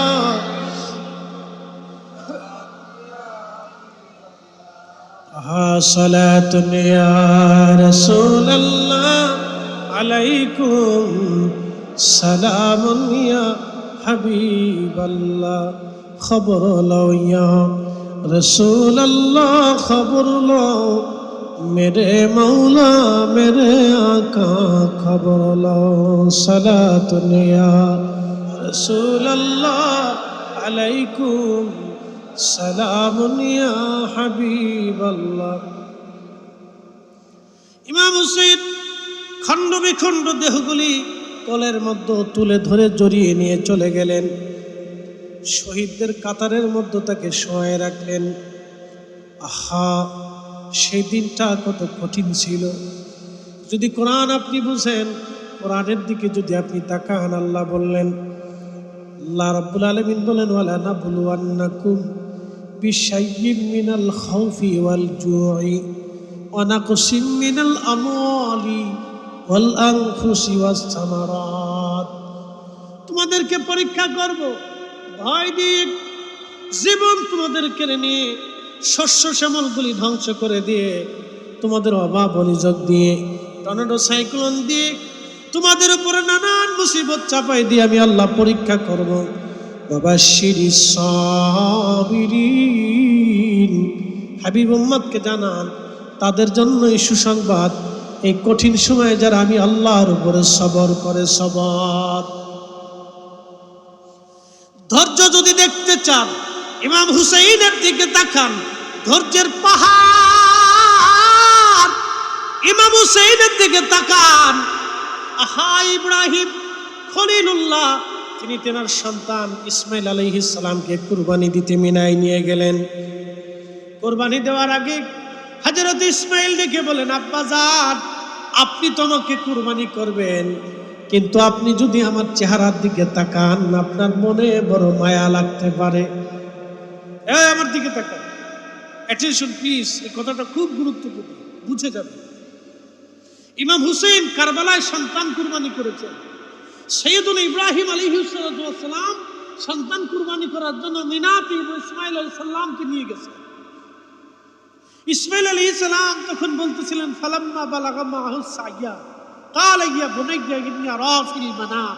নবীদের স্বপ্ন ওহী, কোরআন তার প্রমাণ। ইসমাইল আলাইহিস সালাম বালেগ হয়ে গেছেন, পরিণত বয়সে উপনীত হয়েছেন, তখন তিনি সব বুঝে গেলেন মিনাতে। সেই জায়গাটা পাহাড়ের একটা পাদদেশে ছোট্ট জায়গা, এখনো চিহ্ন তো আছে। হাজিরা যারা ঘুরতে যান তাদেরকে সেই জায়গাটা দেখানো হয় মিনার পাশে। হযরত ইব্রাহিম আলাইহিস সালাম সন্তান কুরবানি করবে। ইসমাইল ডাক দেখে, বাবা আপনি আপনার চোখের মধ্যে পট্টি বেঁধে নেন, কাপড় ভালো করে বাঁধেন, কারণ আপনি আমার চেহারার দিকে যদি তাকান মায়া লাগতে পারে। আব্বাজান আমার হাত মাগুলি শক্ত করে বেঁধে দেন, আমি যাতে লড়াচড়া করতে না পারি, কারণ ছুরি চালানোর সময় হয়তো আমার হাত পা ছোটাছুটি করতে পারে, আপনার জবে করতে কষ্ট হতে পারে। আব্বাজান, বাবাজান আমার শরীর থেকে পোশাক খুলে নিয়ে আমার আম্মাজানকে দিয়ে দিবে, যাতে মা জননী আমি ইসমাইলের জন্য দোয়া করতে থাকে। আব্বাজান ছুরিখানাকে আপনি ভালো করে ধার দিয়ে দেন, যাতে আমার গলা তাড়াতাড়ি কেটে চলে যায়, আপনার কষ্ট না হয়, মায়া না লাগে।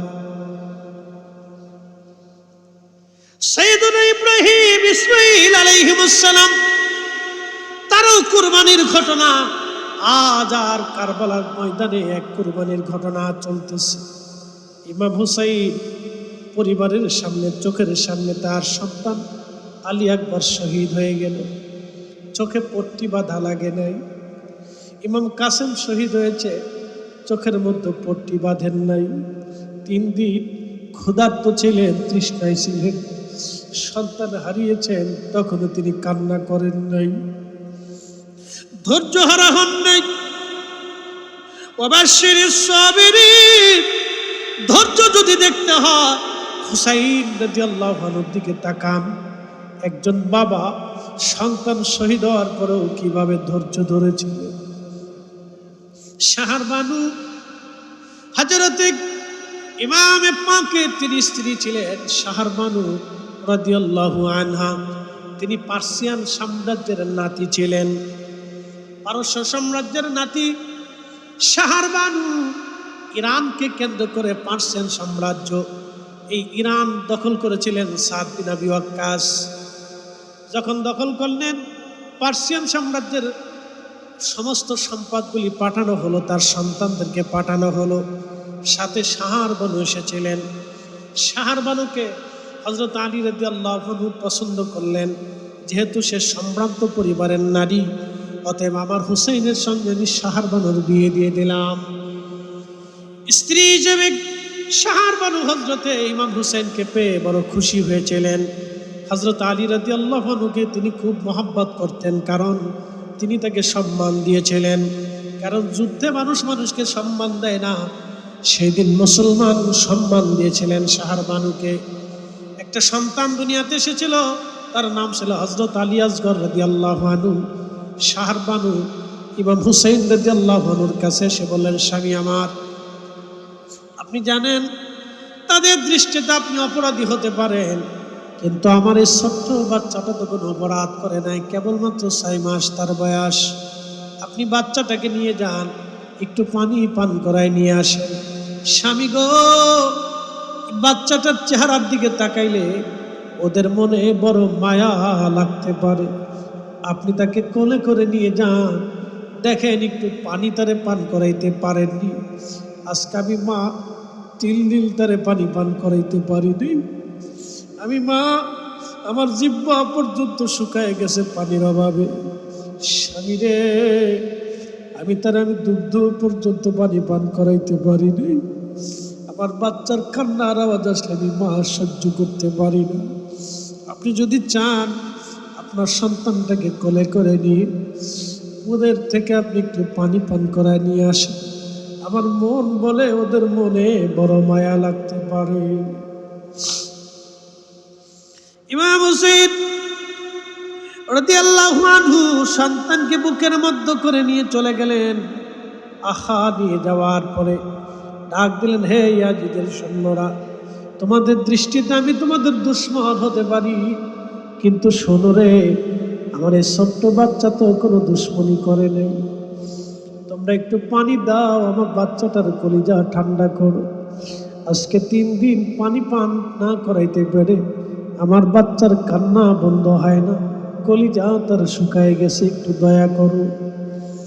যদি তোমরা মনে করো আমার বাচ্চার পানি আমি পান করব, তাহলে আমি আমার বাচ্চাটাকে তুলে ধরলাম, তোমরা কেউ এসে নিয়ে আমার আলী আসগরকে পানি পান করে তার কলিজা ঠান্ডা বানায় দিয়ে দাও। সেই দিন বেঈমানদের মনে মায়া লাগে নাই। ইয়াজিদ সৈন্যবাহিনীতে আওয়াজ আসলো, হুসাইন অপেক্ষা করো, জনমের পানি তোমাকে পান করাইব। এই কথা বলে একটা তীর ছুঁড়ে মারা হলো ইমাম হুসাইন রাদিয়াল্লাহু আনহুর দিকে। তীরখানা এসে হযরত আলী আসগরের কলিজা বিধে একেবারে শরীর বিদীর্ণ হয়ে বাবার কোলের মধ্যে, সন্তান রক্তক্ষরণে শহীদ হয়ে বাবার কোলের মধ্যে ঘুমিয়ে পড়ল। হুসাইন আকাশের দিকে তাকিয়ে বলেন, আপনি সাক্ষী থাকেন, আপনি দেখেছেন আমার সন্তানের সঙ্গে কেমন আচরণ করেছে আল্লাহ। রক্তমাখা অবস্থায় সন্তানটাকে নিয়ে গেলেন, তাঁবুর পাশে নিয়ে বিবিকে ডাক দিলেন, বিবি রে, আসো, আমার আসগরকে এমন পানি পান করাইছি, আর কোনোদিন তোমাকে পানির জন্য বিরক্ত করবে না। এমন পানি পান করাইছি, বিবি আসো, আর কোনোদিন তোমাকে কষ্ট দেবে না। আর ওই বুঝি রে যাই রে সোনা,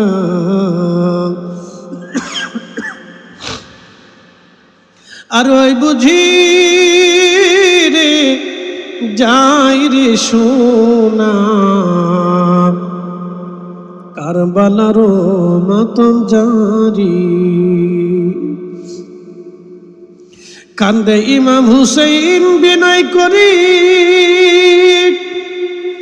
আলী আসগরের লাশ কোলে ধরি। কান্দে ইমাম হুসাইন বিনয় করি, আলী আসগরের লাশ বুকে ধরি। এক ফোঁটা পানি দিল না ওরা, বুকেতে তীর দিল মারি। চট্টগ্রামবাসী সেই দিন ইমাম হুসেন ডাকতে বলল, বিবি রে, আমার আলী আসগর কেমন পানি পান করাইছি। বিবি তুমি দেখো, আমার নানা রাহমাতুল্লিল আলামিন তো সময় তাকে হাউজে কাউসারের পানি পান করাইয়া আমার নানা তার কলিজা ঠান্ডা বানায় দিয়েছে। ইমাম জয়নুল আবেদিন বললেন, একমাত্র বেঁচে যাওয়া পুত্র সন্তান ছিলাম আমি ছাড়া আর কেউ কারবালায় কোনো পুত্র সন্তান নবী পরিবারে আর বেঁচে ছিল না। শেষ সময় আমার আব্বাজান সবুজ পাগড়ি মাথায় বাঁধলেন, রহমতের নবীর দেওয়া সবুজ পাগড়িখানা মাথায় বাঁধলেন, জুলফিকার তলোয়ার হাতে নিলেন, আমার দাদার জুলফিকার তলোয়ার হাতে নিলেন। সৈয়দনা হযরত সৈয়দুশ শুহাদা আমির হামজা রাদিয়াল্লাহু আনহু বল্লমখানা বর্মখানা লোহার পোশাকখানা তিনি গায়ে দিলেন। বোনের কাছে তিনার আপন ছোট বোন হযরত জয়নব রাদিয়াল্লাহু আনহাকে কাছে ডাকলেন, বোন তোমাকে আমি নসিহত করার জন্য ডাকছি, আসো দুটি কথা আমার কাছ থেকে শুনে নাও। হযরত ইমাম হুসেইন রাদিয়াল্লাহু আনহু বুকের মধ্যে মাথা ঠেকাইয়া, ভাইয়ের বুকের মধ্যে মাথা ঠেকাইয়া বোন হযরত জয়নব রাদিয়াল্লাহু আনহা কাঁদতেছিলেন। ভাইজান, বাবা শহীদ হয়ে গেছে, মা দুনিয়ার থেকে চলে গেছে, আমাদের বড় ভাইকে বিষ প্রয়োগে হত্যা করা শহীদ করা হয়েছে, আপনাকে দামাত করে এনে কারবালায় নির্মমভাবে শহীদ করার জন্য নিয়ে আসা হয়েছে। আমার 5টা সন্তান এই কারবালায় শহীদ হয়ে গেছে। ভাইজান, আপনিও চলে যাচ্ছেন, আমাদেরকে কার কাছে রেখে যাচ্ছেন বলে। ভাই বোনের কান্নার সেই দিন আল্লাহর ফেরেশতাদের কান্না এসেছিল। আহা, পৃথিবী নীরব হয়ে গিয়েছিল তাদের কান্নায়। জয়নুল আবেদিন বললেন, ঠিক তখনই আব্বাজান বললেন, জয়নব রে, আমি তোমাদেরকে আল্লাহর আমানতে রেখে যাচ্ছি, আমি চলে যাচ্ছি, আমি জানি আমাকে তারা শহীদ করবে। জয়নব রে, আমার শাহাদাতের পরে আমার শরীর তারা ছিন্ন বিচ্ছিন্ন করবে, দেহ আমার কর্তৃত্ব করবে। জয়নব রে, আমার সাকিনা আমাকে বড্ড ভালোবাসে, আমি আমার কলিজার টুকরা মেয়েটাকে বেশি ভালোবাসি। আমি জানি আমার শাহাদাতের পরে সহ্য করতে না পেরে আমার লাশের পাশে হয়তো সে যেতে চাবে, কিন্তু জয়নব আমার সাকিনারে আমার লাশের পাশে যেতে দেবে না। 2 নাম্বার, আমি আমার জয়নুলকে তোমাদের কাছে রেখে যাচ্ছি আমানত হিসেবে। আমি জানি আমার জয়নুলের পরে রসুল বংশের আর কোনো পুত্র সন্তান জীবিত থাকবে না। আমার জয়নুলকে সন্তানের মতো আদর করবি, নানার উম্মতের জন্য আমার জয়নুল আবেদিনকে রেখে যাচ্ছি আমি। শান বোন আমার, পৃথিবীর কোন রাজা বাদশার কাছে তুমি ফায়সালা দিবে না। আমি জানি তোমাদেরকে এখান থেকে বন্দি করে নিয়ে যাওয়া হবে। জয়নব রে, যদি কোনোদিন মদিনায় তুমি যেতে পারো, তোমরা যদি কোনোদিন মদিনায় তোমরা ফেরত যেতে পারো, জয়নব দুনিয়ার কোনো রাজা বাদশার কাছে আমাদের হত্যার ফয়সালা টানতে যাবে না, বিচার আনতে যাবে না। আমি এই বিচারখানা হাসরের ময়দানে নানার জন্য রেখে দিলাম। আমি কিয়ামতের ময়দানে এই ফয়সালা আমি টানবো, আমার নানার জন্য এই ফয়সালা রেখে দিলাম।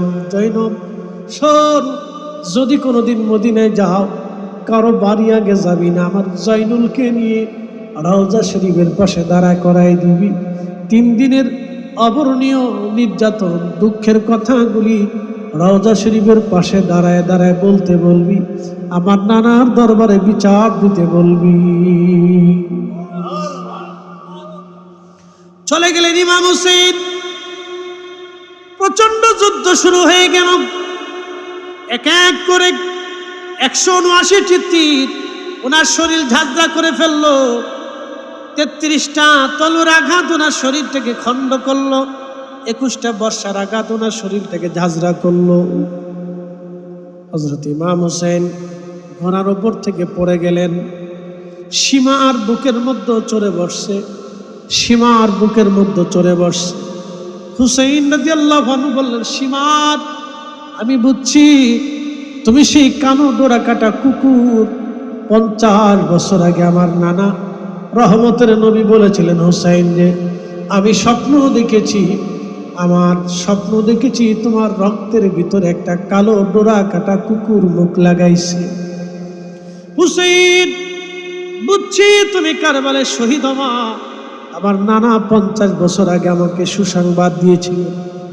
সীমার ছিল কালো, সেতি রোগী, ডোরা কাটা কুকুরের মতো তাকে দেখা যাইতো। আহা, ইমাম হুসাইন বললেন, সীমার, তোমাকে চিনতে আমার বাকি নাই, একটু সময় দিবি। 2 রাকাত নামাজ পড়ে শেষ সময়ে আমি আল্লাহর সাথে কথা বলে যেতে চাই। চিৎকার মেরে জোরে বলেন আল্লাহু আকবার। ধীরে ধীরে চালাও সুরি সীমার আমারি গলা,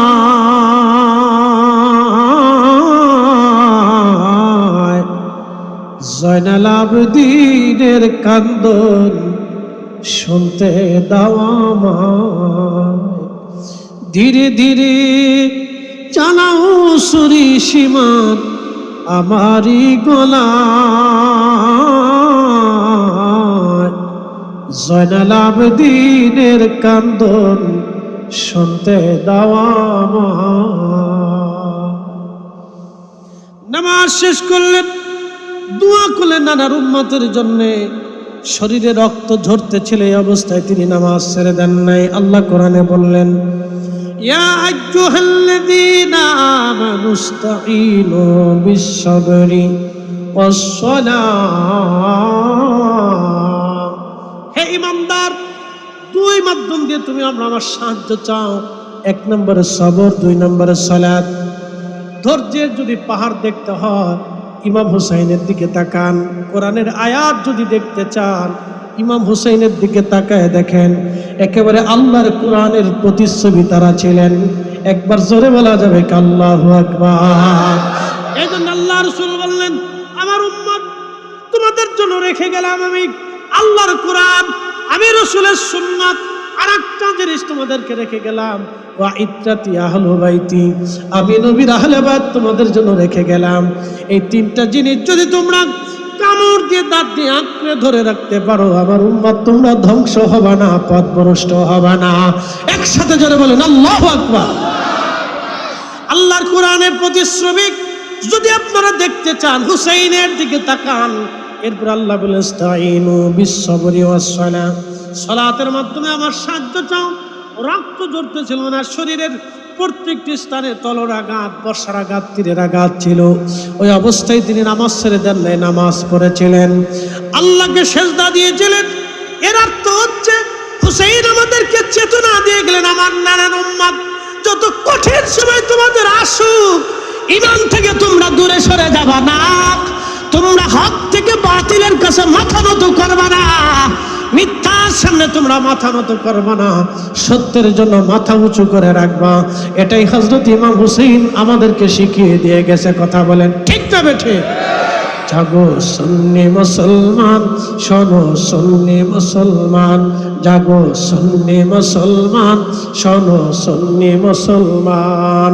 ময়দানেতে প্রমাণ হবে, ময়দানেতে প্রমাণ হবে, আসেনি ঈমান তোমার, আসেনি ঈমান। সুন্নি মুসলমান, শোনো সুন্নি মুসলমান। আমরা হলাম নবীর সেনা, ভয় করি না বুলেট বোমা। কথা কন না, ঠিক কি না? আমরা হলাম নবীর সেনা, ভয় করি না বুলেট বোমা। ইতিহাসে লেখা আছে কারবালার প্রমাণ। সুন্নি মুসলমান, শোনো সুন্নি মুসলমান, আহা সুন্নি মুসলমান, শোনো সুন্নি মুসলমান। ময়দানেতে প্রমাণ হবে, ময়দানেতে প্রমাণ হবে, আসেনি ঈমান তোমার, আসেনি ঈমান। সুন্নি মুসলমান, শোনো সুন্নি মুসলমান। আল্লাহ আমাদেরকে হুসাইনি চেতনায় কবুল করুক, সকলে বলেন আমিন। আপনাদেরকে নীতি দীর্ঘ একটা আলোচনা আপনাদের সামনে তুলে ধরলাম। প্রিয় ভাই আমার, ইমাম হুসাইন রাদিয়াল্লাহু আনহু তিনি ত্যাগ দিয়েছিলেন, কুরবানি করেছিলেন, জীবন দিয়েছিলেন, রক্ত দিয়েছিলেন, সব দিয়েছিলেন, কিন্তু মিথ্যার সামনে মাথা নত করে নাই, মিথ্যার সামনে তিনি মাথা নত করেন নাই। আমরাও আহলে সুন্নাতুল জামাতের পথে কখনো বাতিলের সামনে মাথা নত করব না। হাত উঁচা করে বলেন ঠিক না বেঠে? না না, দু হাত উঁচা করে বলেন ঠিক না বেঠে?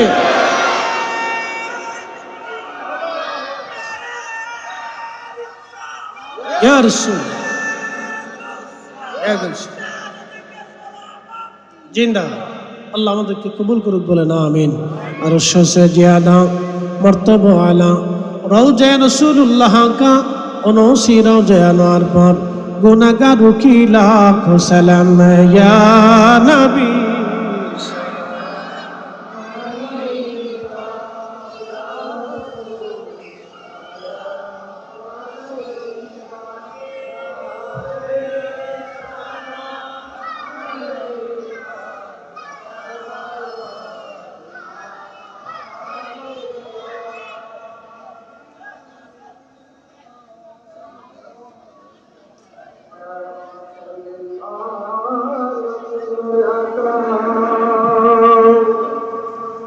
रहमतों की ताज वाले, दो जहां की राज वाले, अर्श की मेराज वाले, हम आसमां की राज वाले, या नबी सलाम सलाम अलैका, या हबीब सलाम अलैका,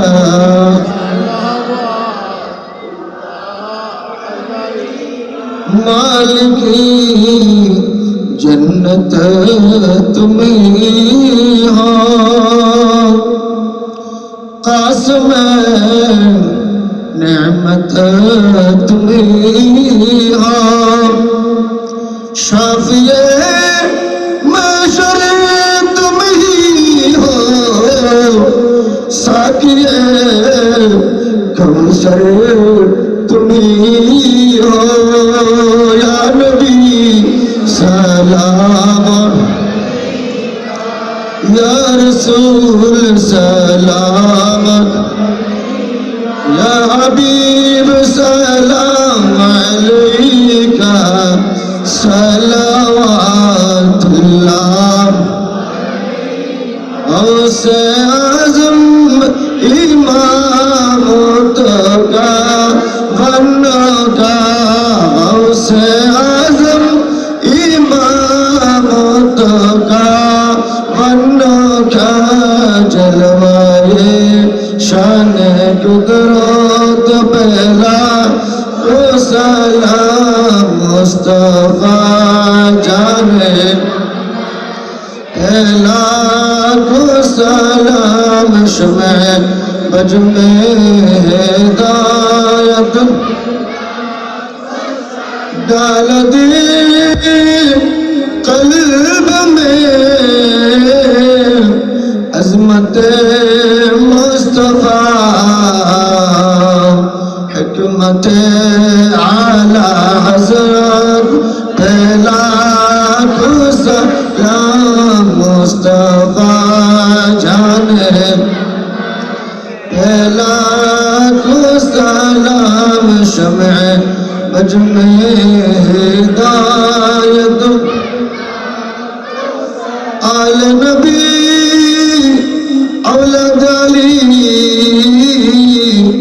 और आली मकाम, शहीन शाहे शहादत, पहला को सलाम मुस्तफा जाने रहमत, पहला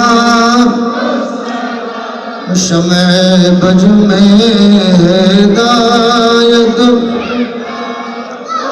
मुश्किल कुशा हाजत रवा,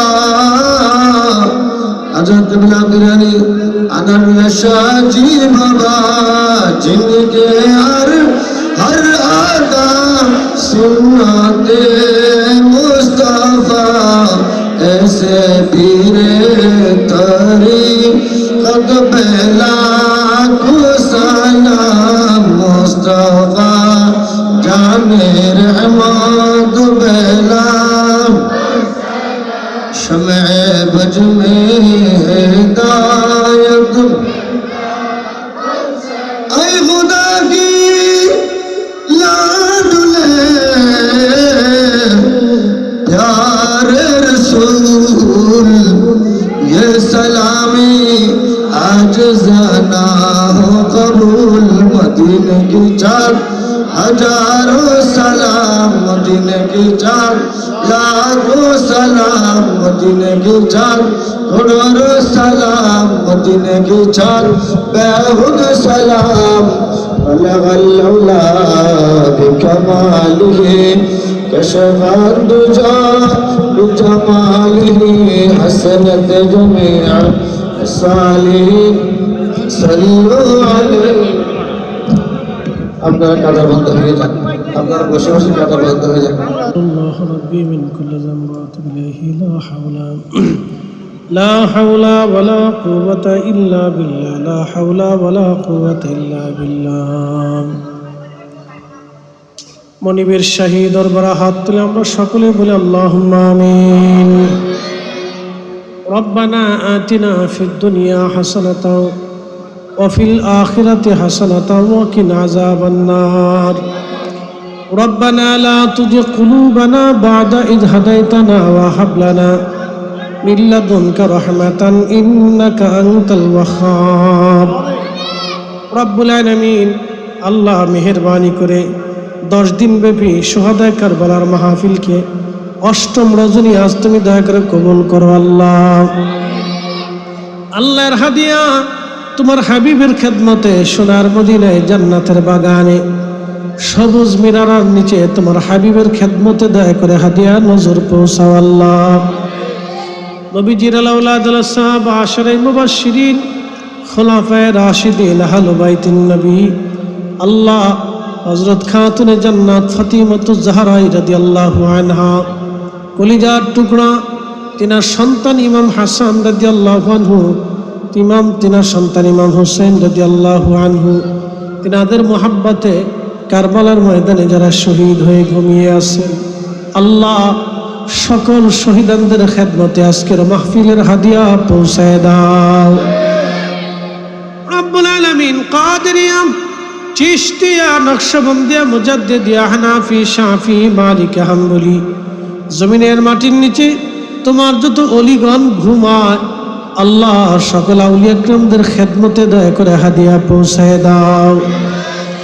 রব্বুল আলামিন আমরার বাবার কুল মায়ের কুল যুগ যুগ ধরে যারা কবর দেশে ঘুমায় গেছে আল্লাহ 3.5 হাত মাটির নিচে আমতলায় জামতলায় বাঁশবাগানের নিচে গোরস্থানে আমাদের প্রিয়জন কে কোথায় ঘুমায় গেল ঠিকানা পর্যন্ত অনেকের হারা হয়ে গেছে আল্লাহ।